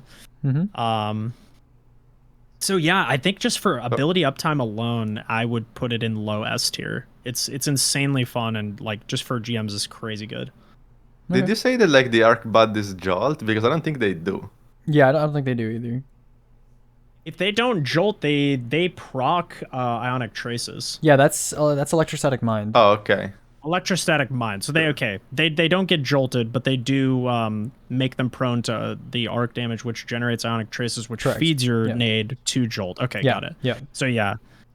But yeah, so the ability regen on that class, I think relative to the other two arc subclasses, you know, outside of, you know, the Assassin Cowl Hunter being able to just dodge punch, for like general grenade and like rift up times, just insane. It's very, very strong. Yeah, I think Arc Luck kind of is an analog to Solar Titan, except you're spamming your Rift key and your grenade key instead of your melee. It's like, Yeah. I think in GMs, Warlocks were kind of missing a solo-oriented class that was really like potent and kind of played on its own very well. And I think Arc Luck kind of fills that niche, right? If you're not in a speedrunner team and you're going through it with like 3 Solar Warlocks and Cenotaph, I think Arc Luck kind of fills that role where you were mentioning earlier, like if you're just LFGing into a gym or something, Arc Luck is very solid on its own. I think it's it's a standout in that regard. And I mean, I think just the jolting of overloads, like with champions are in so much content nowadays, and overloads being like by far the most annoying of all 3 champion types. I don't know. I think it's just gained a lot of value. So like we can totally differ on this one. I'm gonna put it low S. I think it's seen a huge come up like since all those sandbox changes, but it's definitely not like, you know, in the top 5 or anything like that. Yeah. Okay. Dude, think about that. The glow up is crazy. You went from the It worst is. subclass We went from C to an S. S. I mean, the glow up Yeah. is crazy, right? It's nutty, dude. I will say, like, in terms of fun factor, that's got to be one of my favorite subclasses to play. It's a good time. Okay. This is gonna be an interesting one. Void Titan. Ooh. I'm very curious to see where you guys land on this one, because I think it's in kind of an interesting spot. For me, it's low S. I want to say definitely better than Void Warlock. Okay. Oil is still unbelievably crazy with it, so That's true. That's true. What are the main draws to the subclass for you? Like, I guess, because obviously Bubble, I would say, is not in the greatest state. Banner Shield doesn't get used all that much, if at all. It's not as easy to survive with it as a Strand or Bonk Titan, obviously. So like, there are very few situations where you will pick it. It's still like good. Like if you want to like clear a room without going in, spamming like vortex grenades like crazy, it's very good. Yeah. So yeah, they Is also that more just the gave. subclass, or is that the exotic that's doing that? I mean, unfortunately, we are. We do lump them together, Yeah, of but course. I feel It's like the exotic. It's definitely the exotic, but This is it strictly works PvE very tier well list, on yes. Void because you have a throwable melee, true. right? True. So yeah, I mean, they also just gave 2 fragments to Bastion, right? If you wanna run that.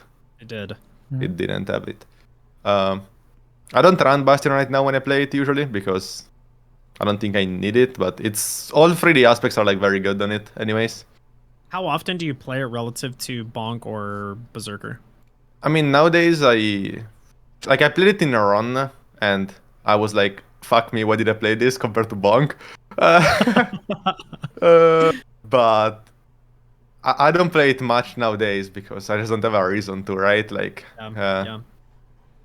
I mean, it just goes back to the original thing we talked about where, you know, Void was the first 3.0 after Stasis, where like they really started introducing and expanding on the new subclass trees. And I just think it's been power corrupt like a decent amount, which is why there's no Void like at the tippity top of the tier list anymore. Whereas like it's before, like, definitely would be. It's like the eating from volatile is crazy. Like it's actually crazy, but it's not a restoration and it's not a 55% DR. Yeah. So. Yep, for sure. And you have people thinking, oh, the Void Overshield gives DR. That's just not how it works. Like it's just DR to the Overshield. As soon as it breaks, or if you get hit by something hard, you are gonna take that damage. Yeah. It's not like it gives DR to your health, right? Yeah. So and then the Void like Overshield is pretty weak. Yeah. Yeah. It's like 40 HPs, I think. Okay. What about you, Aegis? Yeah, I think Sentinel's kind of, I don't know, I feel like in my head it's constructed very well, it's designed very well as a subclass. Like all the aspects really make sense and really fit into the class identity, like power fantasy you were mentioning earlier, but it just defensive utility, like it's pretty decent, and like Saul mentioned, controlled demolitions, allied healing, like the splash healing, is kind of a unique effect. It doesn't take advantage of any subclass verse. It's just kind of cool. It's like its own thing, right? But I think even with Hoyle, even with one of the strongest ability spam exotics in the game, even when Hoyle was pre-nerf, right? It's just like the ability spam is just not as potent as most of the upper half of this tier list, right? Especially in today's state. And with post-nerf Hoyle, the uptime is even worse now. So even with offensive bulwark boosting your ability regen, I think the defensive utility is kind of there, and I think the offensive utility is really not there. And of course, okay, also not there at all. One more thing. Bungie, revert the bubble nerf. Okay, why did you make it 25%? Why? Just why? There is agree. Like, not only would Bubble mostly be overshadowed by Lumina, which is now extremely easy to access, 35% damage buff for players. There's Well, right? It's like, why? I really, that was just such a boneheaded nerf to me. I don't know why they did that. That's part of the reason why Well has had its meteoric rise as well, because when Bubble and Well do the same damage buff, except you can't shoot through a bubble, why would you use Bubble? So you never would. Yeah, I mean, the overshield. They probably would argue overshield, but it does nothing for you if you can't do anything. Oh, believe me, yeah. Like, I've had LFGs who have been like, we should use Helm of Same 14 Bubble. It'll be just like Well, and it's really not. It's really not. It's yeah. not. So yeah, I would personally put Sentinel probably low A or high B. I'm leaning more towards high B, to be honest. I agree. I think I would put it. God, dude, that's so tough. I agree. I'm in the exact same range as you. I do not think it's S tier anymore. I think it's very similar to Voidwalker now, whereas like it does some things well, and it's like it's a good subclass. There's just not really a reason to use it currently, like over other options that exist. But like you could get away with running it and be just fine, type thing. It's just there's more potent options in the sandbox. The one thing, and both honestly, both of them have pretty lackluster supers as they stand right now. Like Nova's pretty bad. Bubble doesn't really serve a use in like team settings, and even in like a GM, I don't know when you would like go in and like throw a bubble like down to, I mean, I guess if you're trying to survive, like we do it as like meme content on GMG a lot. So then the other one that I think is forgotten about a lot too is Banner Shields. Yeah, just like, dude, remember the Ursa meta? Double Ursa and Proving Grounds and stuff like that? Dude, that was crazy during, like, that was when I first started playing the game, and I was like, this is like a crazy strat, right? But I don't know. Yeah, they really gutted Banner Shield, so yeah.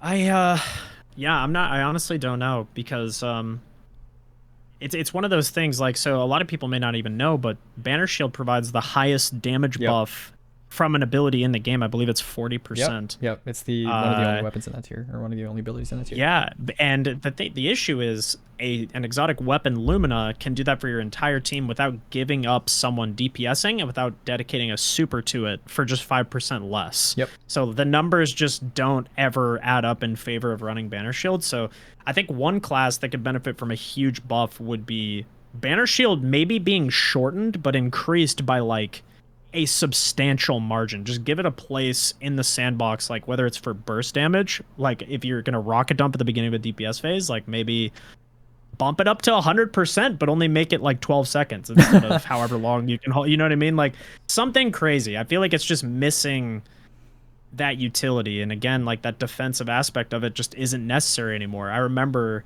the Proving Grounds meta, like you said, like running double Ursa with a well and being like just holding on for dear life. But yeah, it's just the game's changed a lot. So you know, I don't know. Something I do want to note about Banner Shield is that it's kind of, the sandbox is all interconnected, right? And part of the reason why Banner Shield and Bubble aren't used as much is because of how good Well is. And part of the reason why Well is so good is because Bubble got nerfed.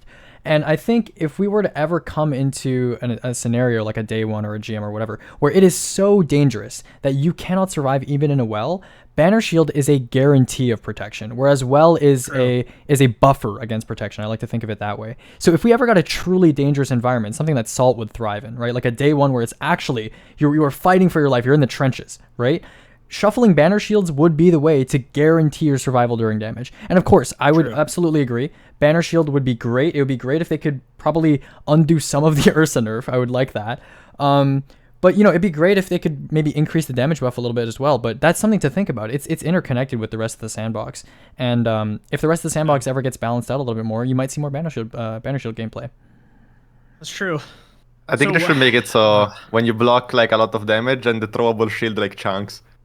Sure, Which yeah. I think they're actually doing with the new one coming in final shape, right? Like, aren't they doing you have like a mini wall and then you can throw the enemy back with high damage or something like that? I think so. Sure. Salt, you know, that's really funny because someone in my chat actually mentioned this probably within the last week. They were like, they should make a Banner Shield exotic where if you absorb a bunch of damage, you can throw the shield right as your super ends and it'll do like a crap load of damage. And it'll be like an actual like a burst level. That would be really sick. That sounds super cool. Yeah, because that would make up for the amount of damage that you're lacking by holding the Banner Shield, but it would still give you some utility, which I think would be really cool.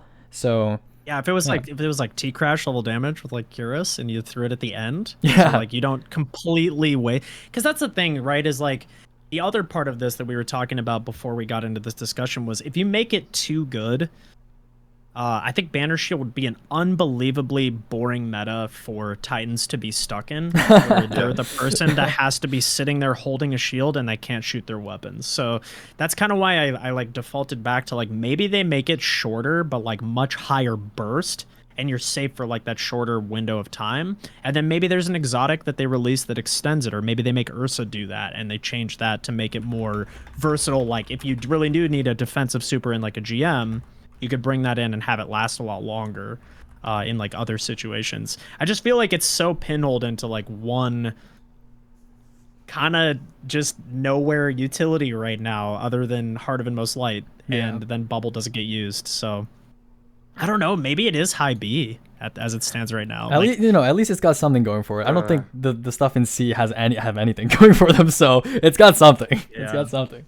Why do you think it's worse than Void Warlock? Like, I think it's just better than Void Warlock. I think Void Warlock's ability, like offensive utility, is stronger. I think Controlled Demolition is like it's kind of the same opinion that I have on Gerfalcons, which is why I've placed Void Hunter I think a lot lower than our average tier list. I just don't see Volatile being as strong as a lot of people think it is. And I also don't rate Controlled Demolition as being that useful. I think Void Warlock has by far, because of Feed the Void, the easiest access to Devour in the game. And just a reminder, I know we've been caught up with Restoration and Well and DR and Woven Mail and all this stuff. Devour is still one of the strongest subclass modifiers / verbs in the game, right? You get one kill and your health is instantly full, right? And this used to be really strong back when timer also. Yeah, I mean, I'm sure you guys remember from like your younger Destiny days, just watching Esoteric just tear through solo GMs on literally just Contra Lock. And of course, those days are long and far behind us. But the easy Still access can. to Devour and how easy it is to refresh on Void Warlock is just something that really, I think, is a more like brain dead and potent way to play than Void Titan. That's just my personal opinion. I don't know. I think Void Titan is way more offensive, honestly. Like the grenades on Void Titan do so much more damage than they do on Void Warlock due to oil and volatile. To me, they aren't even close. But Yeah. I mean, that's fair. I don't know. I'll put them both in A. I'm kind of in this weird mindset now. Like Threadrunner, I feel like is like, it's on a similar level to those a little bit, but I do think it's like slightly below. I'm gonna leave them both. Saltagreppo is what you're looking for, man. He's a legendary they're Titan both player. in solid like states. They're just lacking that like Push back. I have my own need, tier like, list. a I don't need to push little back. bit of a buff like to one aspect of the subclass, especially the supers. I think are just the part that's like really letting them down, because the neutral game's pretty strong on both. I just don't think that they do anything like exceptionally well right now, so I think maybe buffing the supers would help them quite a bit. Yeah. Okay, let's move on. We have 2 hunters remaining, so I think we do one of the hunter subclasses next. Okay. Do you guys want to do Rev or Goldie first? I'll let you guys pick. I think they exist on opposite ends of the sandbox. Well, not really opposite. I wouldn't put Gunslinger at like the top, but you know what? Let's just do Gunslinger. Let's do Gunslinger. Okay. Salt, why don't you kick us off on this one? This I feel like has to be S due to just how good Goldie is, and even having healing nades. It's solar, so it can't be anything less than S because it's solar. Yeah, so yeah. But I I do don't think it's think the it goes worst as of the high as S three. plus, right? We agree. I think it's the worst of the 3 solar Yeah, subclasses. for sure. Yeah. It's like they also It's still really fixed strong. they fixed kinetic surges stacking with it, which is a big nerf to it. Even if it's a bug fix, like didn't they fix it? They fixed 3 You can- kinetics working. You can still use Oh, 1 and that's 2. true. Okay, Don't tell never Bungie. mind. Don't tell Bungie. But you can still use 1 or 2 kinetics, which is how you should have been using it to begin with. So don't tell Bungie, but you can still use 1 or 2 kinetics with Goldie. But yeah, it's like it's not a brainless subclass like Bonk Titan. It's very good though for its super. So healing nades, the survivability is decent. Like meal is recharging on every kill, it's decent. I definitely will put it on S. So, and for anybody that's confused by this, we're lumping all of these are the overall subclasses that we're ranking. So even though it shows the golden gun symbol, this is for Blade Barrage as well. Like, I don't think the supers in the current state are like that deterministic of the overall subclass. Like, some of them are obviously very good, but a lot of it comes down to the aspects and fragments and just like the overall utility you can pair with exotics, not as much the supers these days. Like, it's very weapon heavy in-game sandbox meta. And I mean, I think a lot of the supers do similar things, like, you know, a Star Eater Golden Gun versus a Blade Barrage. Obviously, there's a damage drop off, but they're still both good. So anyway, it encapsulates all 3. My thing with this, so like anything with Restoration and Radiant to the strongest subclass verbs, period, is just, it's instantly like a top tier subclass, and Empyrean is just an insane fragment. For the fact that like it should be an aspect, the fact that it's a fragment is wild. It is it's insanely strong. Just basically any solar weapon kill extending your radiant and restoration effects, which means you have permanent anti-barrier, you have permanent damage bonuses, you have permanent healing. Granted, it's only ×1 on a solar hunter, but you also have, I believe, the highest burst damage super in the game with Star Eaters. Correct me That's if correct. I'm wrong. Hunter has both the highest DPS supers in the game. The first one one would be Gathering and Blade Barrage, right? No, the first one would be pre-popped Celestial Nighthawk. So you assume that you start damage by already having your super active, and you just sit there and you wait to shoot the boss. And then Blade Barrage would be second. Gotcha. Okay.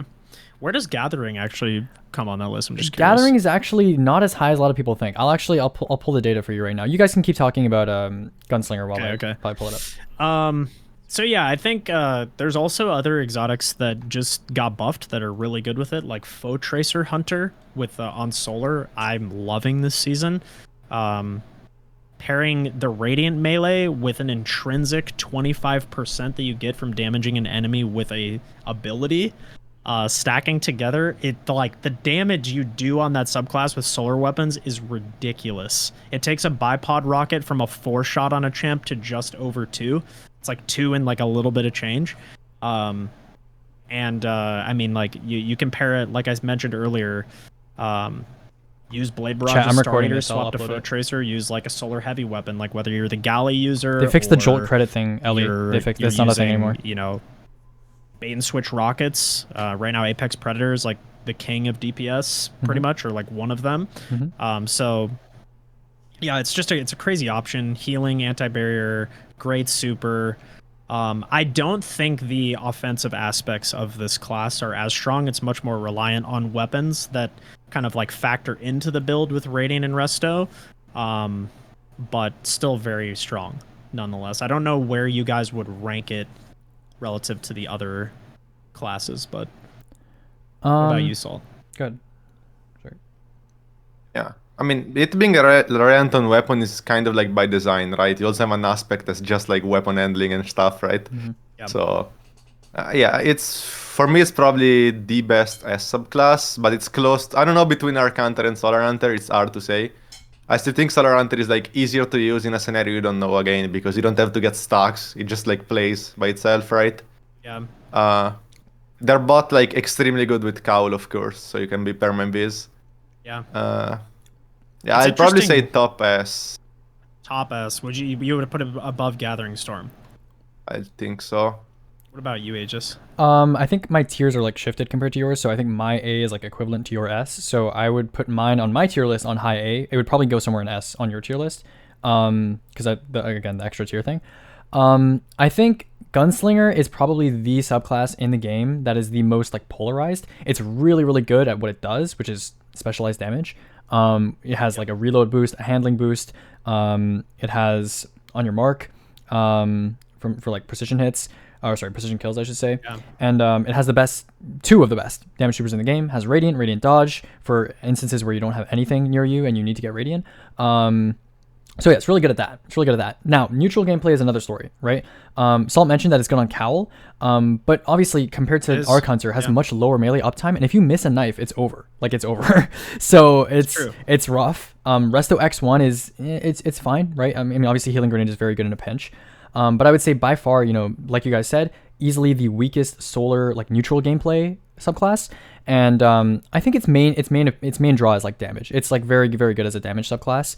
I don't really see it being picked over like Arc Hunter in like a more solo independent setting, but certainly in a team setting, like it's not like like if you were in a day one and you could rely on your teammates to like kill some of your ads for you and you don't have to be out there like being really potent with your abilities, it's certainly like Cowl and, you know, being on knives to proc invis and healing is certainly like usable. Certainly, yeah. And here's kind of an interesting point too, is like, I think hunters, they don't have any of the strongest subclasses in the game overall, but they have 3 very potent subclasses, like generally speaking. Like they're up there, like 3 of them near the top, but not quite at the top. So they have a lot of like really good options. Like you could go into a day one with a Gathering Storm Hunter on 1-2 punch, like doing really good damage, really solid damage super. You could go in with a Blade Barrage, and the fact that you can't stack 2 Gathering Storms together would potentially encourage you to actually then run a Blade Barrage. You could also have a Tether in there providing the debuff. So I think they bring a lot of value, like in a team setting. Just generally, like you could bring multiple hunters all on different supers and have them do unique things for your team that are all like pretty powerful. But yeah, to your point, I think, dude, I'm so up in the air on whether I think it's definitely an S tier subclass on my tier list. I just don't know. I don't know if it's better or worse than Gathering Storm. I think it has less versatility than Arc Hunter does, but what it does well, it does so well. Of course. So I don't know. What would you guys put it above or below Arc Hunter? I think above. I mean, good. I'm more inclined to think about team scenarios, but I would say above. That's fair. Yeah, I personally put it below, but like I think they're like neck and neck. They're neck and neck. They're the two it's best. so hard. Yeah, they really Man, are. you guys It can couldn't go either agree way. on that. Come on, Listen, I man. you needed to make my decision easier. No, it's okay. It doesn't matter. Either way, they're neck and neck, 100%. Yeah, no, it's fine. Dude, that's so tough. I'm very mixed. I think they're like side by side, neck and neck. You could run either one and be in really good shape. Yep. Okay.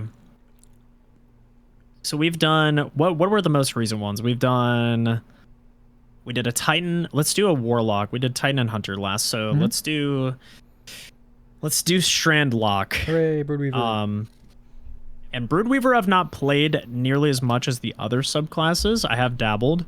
And I know it's like very good at generating threadlings and, you know, obviously fantastic mix with like osteos, like super popular with this one. Also crazy for like damage rotations and the, you know, like supplemental damage from the super being just a quick cast. So I'd be interested to get your guys' thoughts on where this one goes. Okay. Well, also to get back to you on the super damage thing. Yeah, it goes Nighthawk, like pre-pop Nighthawk, like 600k. Okay. Blade Barrage, like 390k. I'm not talking total damage, this is DPS. Gathering Storm, if you count for the fact that you can shoot, swap, shoot, is like 345k. Obviously you can't stack them though. And then T-Crash is like 330k with Curus, and then there's a bunch of supers underneath that. Also Hunter's top 3. Yeah, Hunters all 3. Yeah, all 3. That's nutty. Yeah, Hunters are. I view Hunters as like damage specialists that are more like universally applicable. Titans are also damage specialists, at least in speedrunning, but they're very much more situational. Yeah. Yeah. Also, the note about Gathering Storm, something that a lot of people don't consider. Gathering Storm only lasts 10 seconds. So most damage phases in Destiny are like 30-ish seconds. So you could pop 3. You could just like stagger them. But it is something you'd have to coordinate, which is certainly not like, you know, the most simple thing in the world, right? Okay, so sorry to get off track there. I wanted to No, you're good. I wanted to return to your original inquiry. So in terms of Broodweaver, Threadlings, like Salt mentioned earlier, kind of a letdown. They really need another buff, especially Threadling Grenade. Threadling Grenade has a long ass cooldown. It has a long cooldown, and just to kind of set things straight here, Fusion Grenade with Touch of Flame, one of the more common grenades used for damage, does twice the damage of a Threadling Grenade. Twice the damage than a Threadling Grenade with Thread of Evolution active, which is like, that's, you know, and Fusion Grenades have a very low cooldown as well, on top of stuff like Benevolence. So, you know, Threadling Grenades really need some help. You know, Threadlings in general need help. But I would say, you know, like you mentioned earlier, Broodweaver is great for damage. Broodweaver is like the damage subclass. It has a super that's the best damage super on Warlock. It has some interaction with Weavewalk that's like semi-situational with Rain of Fire. It has Thread of Ascent, which is really, really great. It has Unravel application, which has some... And cover Thread of Ascent really quick for people who may not be as familiar. Oh, yeah, sure. Thread of Ascent basically makes it so that all of your weapons have demo every 3 or 4 seconds. So, like, if you have your grenade up and you use your grenade with, like, a rocket, for example, that's not loaded, it loads your rocket and also gives you a boost to handling. It has an internal cooldown that's similar to demo, so you can basically just treat it like demo. And because of Thread of Generation and because of Grapple's refund property, you basically have your nade all the time whenever you want to use Thread of Ascent, as long as you're using Grapple. It's like, it's not quite pre-nerf Starfire, but it's about as close as we're gonna get, I feel like, in the current sandbox. To be honest with you, I think Broodweaver is better than Starfire ever was for damage specifically. For boss damage. I'm gonna be honest with you, this is something I've talked about before, like in my community, but I haven't really said this publicly. Starfire Protocol made a lot of people lazy, and people assume that because it's so potent, like Starfire is such an obvious gameplay loop that a lot of people just assume that it was the best option for everything. Now, Starfire... It was just easy. You could get high damage very easily. Of course, rotate with rockets very easily. I mean, like, you just tick something with Witherhoard and you're just throwing nades nonstop, right? It's very, very easy. Yeah. And I think Starfire's true strength was really in its neutral gameplay, where you could just spam Empress in like a GM just from killing one ad with your fusion grenade. I think that was its real strength. But that being said, Broodweaver now, if we compare like a demo rocket rotation on Starfire, like pre-nerf Starfire, to a Broodweaver rotation now, it's not even close. Broodweaver is way higher. So that's kind of like a misconception that some people have, that Starfire was like really, really powerful and its nerf was like a big blow to Warlock damage in general. Broodweaver is really good. It's really good for damage. it's like Solar Hunter, right? Solar Hunter is like built for doing damage. It has on your mark. It has reload dodge. Yeah. It has access to all these things. And then of course Broodweaver has Thread of Ascent. It has it has Unravel. It has you can pre-stack Threadlings, and of course you have Needlestorm as well. Oh yeah, my ranking. I should I should probably talk about our ranking. I think A. In my tier list. So on your tier list, it would probably be like low S or something like that. Yeah. Okay. What about you, Salt? I have it low A. Yeah. Okay. I have it just above Stormcaller because I have that on A, and below Nova and Void Hunter, which I also have on A. My A is stacked. Anyways, man, it's tough. I would agree with your ranking more, Salt, only because I feel like if you're using a Warlock typically in like endgame settings, you're running them on a well. Of course, which is like it's an unfortunate like thing to say, but I mean that is just the reality of the sandbox as it stands right now. I don't really think you're gonna use Broodweaver like in a GM over an Arclock or a well, or I mean honestly a lot of like even a Shadebinder probably clears that in my opinion. Probably even a Nova Warlock too. So I do think it's literally just a DPS specialist. Like it has some fun interactions, but I think in terms of like the neutral game, I guess, I would argue, well, it might be slightly stronger than Hunter now, I guess, but it's pretty close. I feel like Strand really took a step back with the suspend nerf. It's kind of sad. You're right. But yeah, it's much more dependent on the Threadlings than anything else. But then Needlestorm's crazy good for damage in the rotation. It's just a much higher skill gap like version of what Starfire was. So I don't think that many people realize, like who are maybe more casual in the game, like realize how crazy it actually is for damage. Yeah, I think it's very sketchy. Like it's something I wouldn't use. I don't know. On like a day one, absolutely. I want to just be clear on something, right? I was very enthusiastic like a couple minutes ago about, Needlestorm and Broodweaver and its damage capability. Just to be clear, that's only one side of like the subclass coin.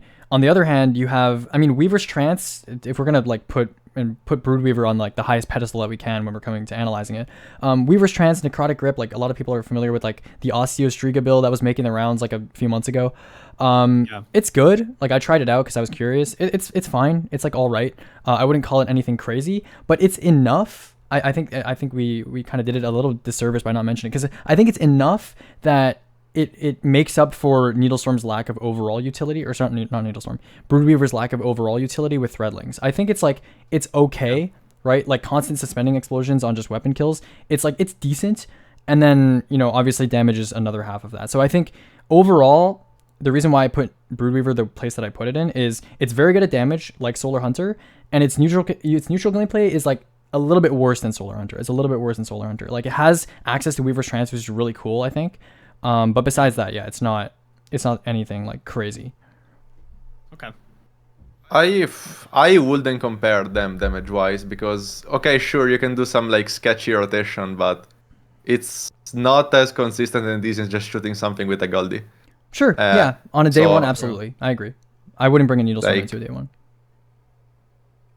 I don't know. It's like, I really think... I don't know. I really think like Hunter Super do so much damage by themselves. That's why Gathering Storm and Goldie are S. But other damage supers I don't think can be S right now. Because as we say, the rockets are crazy. And if you have to go out of your way to do something super sketchy to gain that damage, then to me it's not S. Where would you guys, so where would you put it above or below? I know A just said above like Nova and Bubble. Where would you put it, Salt? Would you put it below those or above it? I have it below those.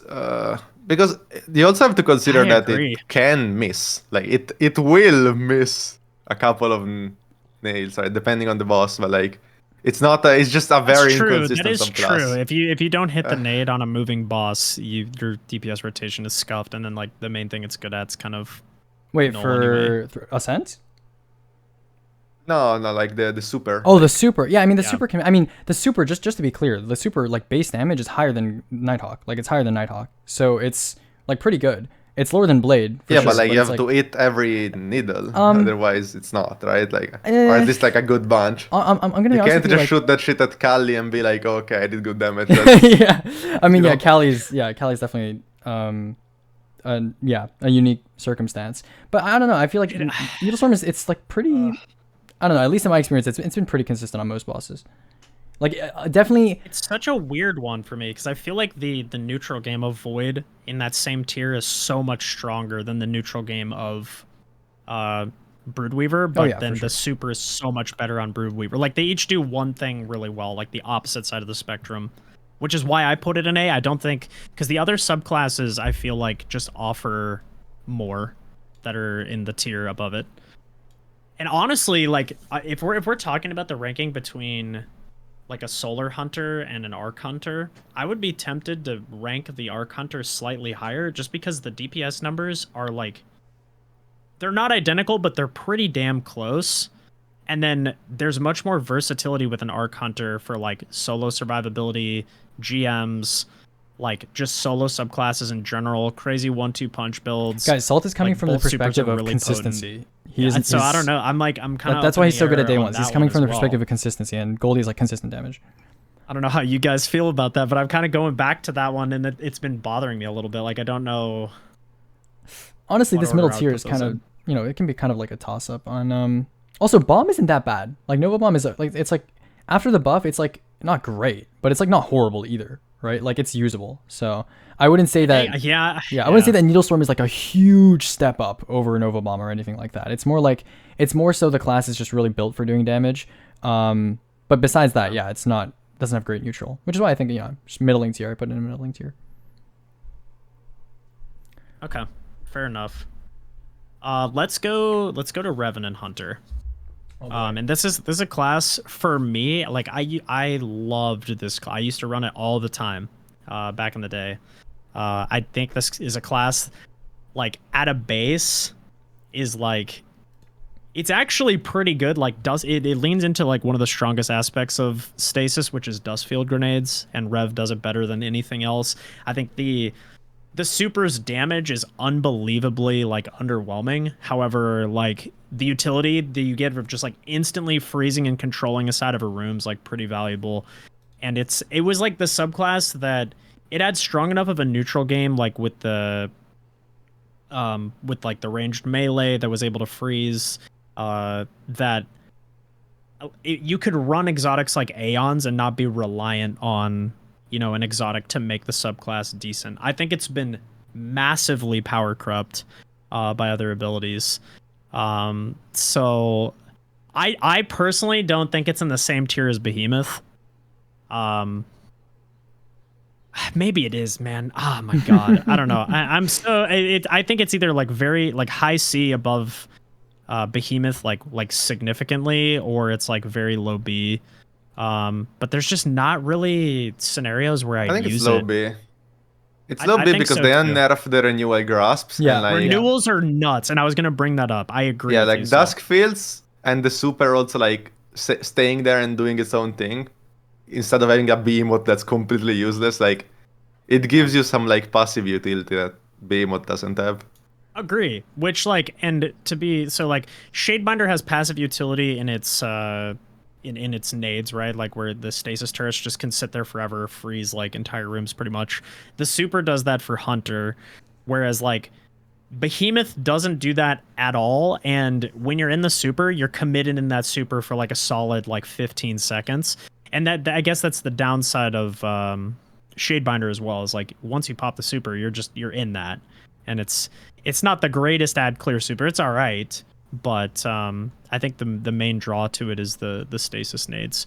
So I agree. I think, yeah, unfortunately, I think Behemoth is just the lowest on the list currently. But I don't know. Go ahead, I don't know against Stasis Lock and Strand Hunter though where it would like stand, because I can definitely see a situation where like I would rather a Stasis Hunter than a Strand one. Like it's. Yeah. I have Stasis Hunter higher than Shadebinder currently, so I have in B tier. I have Threadrunner, Shadebinder, then Revenant. Oh, for you left is lower? Okay. Left is higher. Oh yeah, left is higher. Wait. Oh, you have it lower. Okay, never mind. Yeah, I did Shadebinder, and then Revenant, and then Threadrunner, and then Behemoth. And I think Threadrunner and Behemoth are kind of interchangeable a little bit, but I think Revenant's definitely better. Also, something to mention, Whisper of Impetus is kind of like not very notable on Stasis Warlock and Stasis Titan because they don't have really powerful ranged melees that recharge very quickly. Whereas Stasis Hunter, the shurikens are like a big part of the gameplay. They have low cooldowns, you can get them back really easily, and they just play into the subclass very well. It's nice, you know, it's more useful in like low end content than anything. But if I was running a Stasis Hunter in like a GM on renewals, I'd definitely have Impetus on. And for those of you that don't know what Impetus is, if you hit any enemy with your powered stasis melee, all of your weapons get reloaded and you get a big handling. It's like Dragon's Shadow. You get like a big handling boost. So it's really nice, right? It's just a quality of life thing, but I think Stasis Hunter is part of what makes it a little bit special. Enable some damage rotations as well. But Solar. Yeah, it's really nice. Yeah, makes it feel really crispy to use. For sure. So you guys would both go low B. It sounds like. I put right now I have it. Right now I have it in between, like middle B, and the highest one on B is Threadrunner, while the lowest is Stasis Warlock. That's where I'm at. So you put Revenant over Shadebinder. What about you, Aegis? Yeah, I do. Yeah, sorry, I confused the names. No, you're good. You're good. Yeah, I put Revan C and I put Shadebinder B. Okay, so you have Shadebinder slightly higher. Yeah, I'm in between you. I have Shadebinder slightly higher than Revenant, just because I think there's like, if you're diving into that like CC gameplay style, I think Shadebinder does it better. Just like if you really spam your turrets and all that stuff, like it's not my playstyle, but I get the appeal to it. It's pretty fun to like see everything just frozen. But yeah, I do have it above Berserker by a tier. So fair enough. All right, Salt, lead us off with T-Crash Arctitan. Woo. That's actually an interesting one. I actually do not think it's S. Yeah. If you want to put it in S, it has to be like very, very low S, because for the reasons we said above, like damage supers are just not that good, let alone T-Crash, where you have to like fly to the boss and then go back. It just fucks your damage, right? There is no situation where you're like it's no more like during WoW Day 1 where you're like, oh, let's play Thunder Crash for Final Stand. Now it's like, oh, let's make sure we have 2 rockets loaded for Final Stand, right? It's, that's so true. That's so true. And like Oil Nerf, of course, it T-Crash harder than other Titan classes because they nerfed the class ability regen, which was the whole point of like using Thruster over and over and over, right? So they nerfed Storm Nades a lot. Yeah. Sad. I personally run pulses on this class now. Like pulses are fine, but I don't know. I think it's like an IG maybe. It's a what? Sorry. IG, I said. Okay. High A sub. Okay. What about you, Aegis? Same thing. Yeah, I put it. Well, I guess my tier. Again, the tier shift thing, but I probably put it in A as well. Yeah, it's decent neutral, has knockout, has Touch of Thunder pulses, which are good. Has a good damage super, even though it's partially situational, as mentioned. I think it's A, solid A. So here's a question. Would you guys put it above or below Arc Warlock? Above. Definitely above. Above. Would you put it above or below Void Hunter? Void Hunter's in the lower tier for me, so I put it above. Void Hunter is...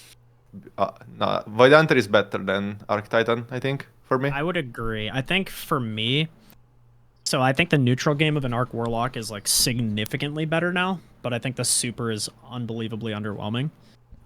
Whereas like you can get probably like 80% of the benefit from a Hoyle Titan running Arc that you could get from like a Sunstar or like a Vesper Arc Lock, but you have a significantly better super.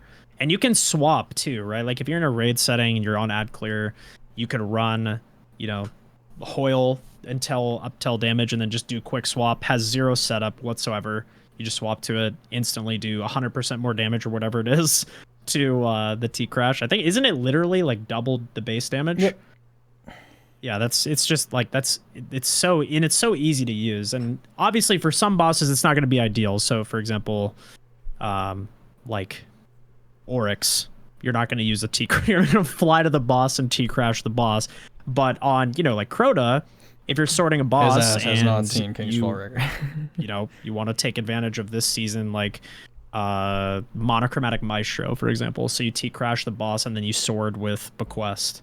Like that's always a good option because you can just quickly like hit the ground with your T-crash and then, you know, start sorting again. You might lose like a couple swipes, but there's definitely situations where I feel like T-crash is solid. I also think it's with Curus in a GM, like the overshield plus like just being able to one-hit champs is pretty cool.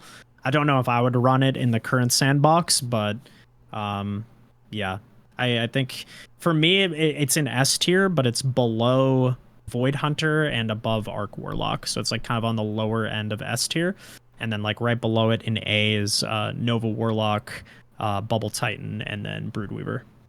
Yeah, fair enough. Dude, I kind of missed Season of the Plunder Arc Titan. That was kind of fun. It was insane. Yeah, those Storm is really broken. That was, I mean, if we were there, it'd be S plus up there with Berserker for sure, I think. But yeah, well, I think that kind of does it, dude. Are there any like I guess like final notes you guys want to make on just the tier list in general, overall sandbox notes you guys would want to like, or changes you would want to see, or anything else? I think I'd like to reiterate something you said earlier. None of these, this tier list by no means like saying that any of these classes or subclasses are unplayable, or that they're like, it's maybe suboptimal, but none of them are unplayable. And we're fortunate enough to be in a time in the Destiny sandbox where most of your gameplay just comes from, you know, how you play and like how you use your weapons and how you choose to use your abilities, and like what actual abilities you have are not that important, especially with how good our weapons are these days. So, you know, it takes it with a grain of salt. You can still play whatever you want, of course. But personally, my tier list, I might have had like a slightly different philosophy from yours based on our discussion. I did kind of like a more holistic look at like how likely would I be to use these on average in like an endgame scenario. That's kind of like my thoughts going into this kind of tier list scenario. But yeah, that's pretty much all I have to say. And yeah. Cool. Thank you for joining, man. I appreciate you you coming to talk about this stuff. What about you, Salt? Any closing notes?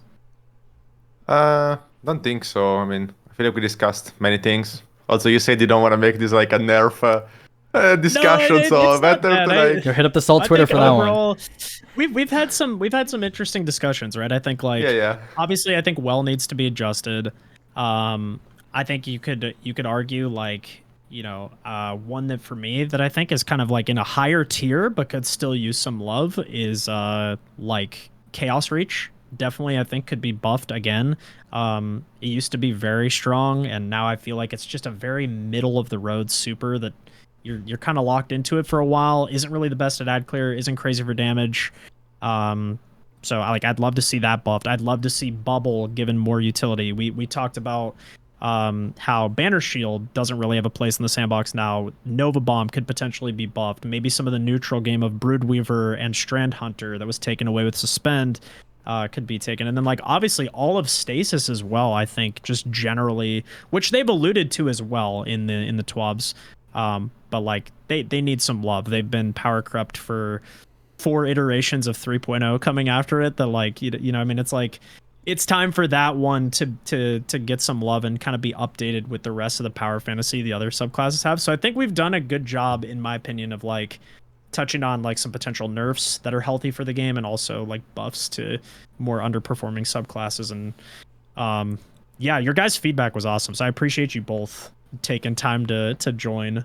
I felt like this was a really good discussion. So awesome. Yeah. Awesome, guys. Well, thank you. Go ahead. I was gonna say, if I have to give some like generic thoughts after all this, I'd say overall I would like damage supers to be more impactful compared to your weapons. Mm-hmm. Like I want the choice of using a damage super to be like, okay, that's important. I don't want to just be able to run 6 wells and be fine in a day one. And right now you can, right? So they need to shift more the difference between weapon damage and super damage, I think. Okay. And then yeah, some generic nerfs to like healing and DR, but we already said that. Apart from that, yeah, no, I think that's it overall. Awesome. Many subclasses are in a decent spot. I have like 6 of them on A personally, so like I actually think this is one of the healthiest states I think the sandbox has been in terms of like just general variety.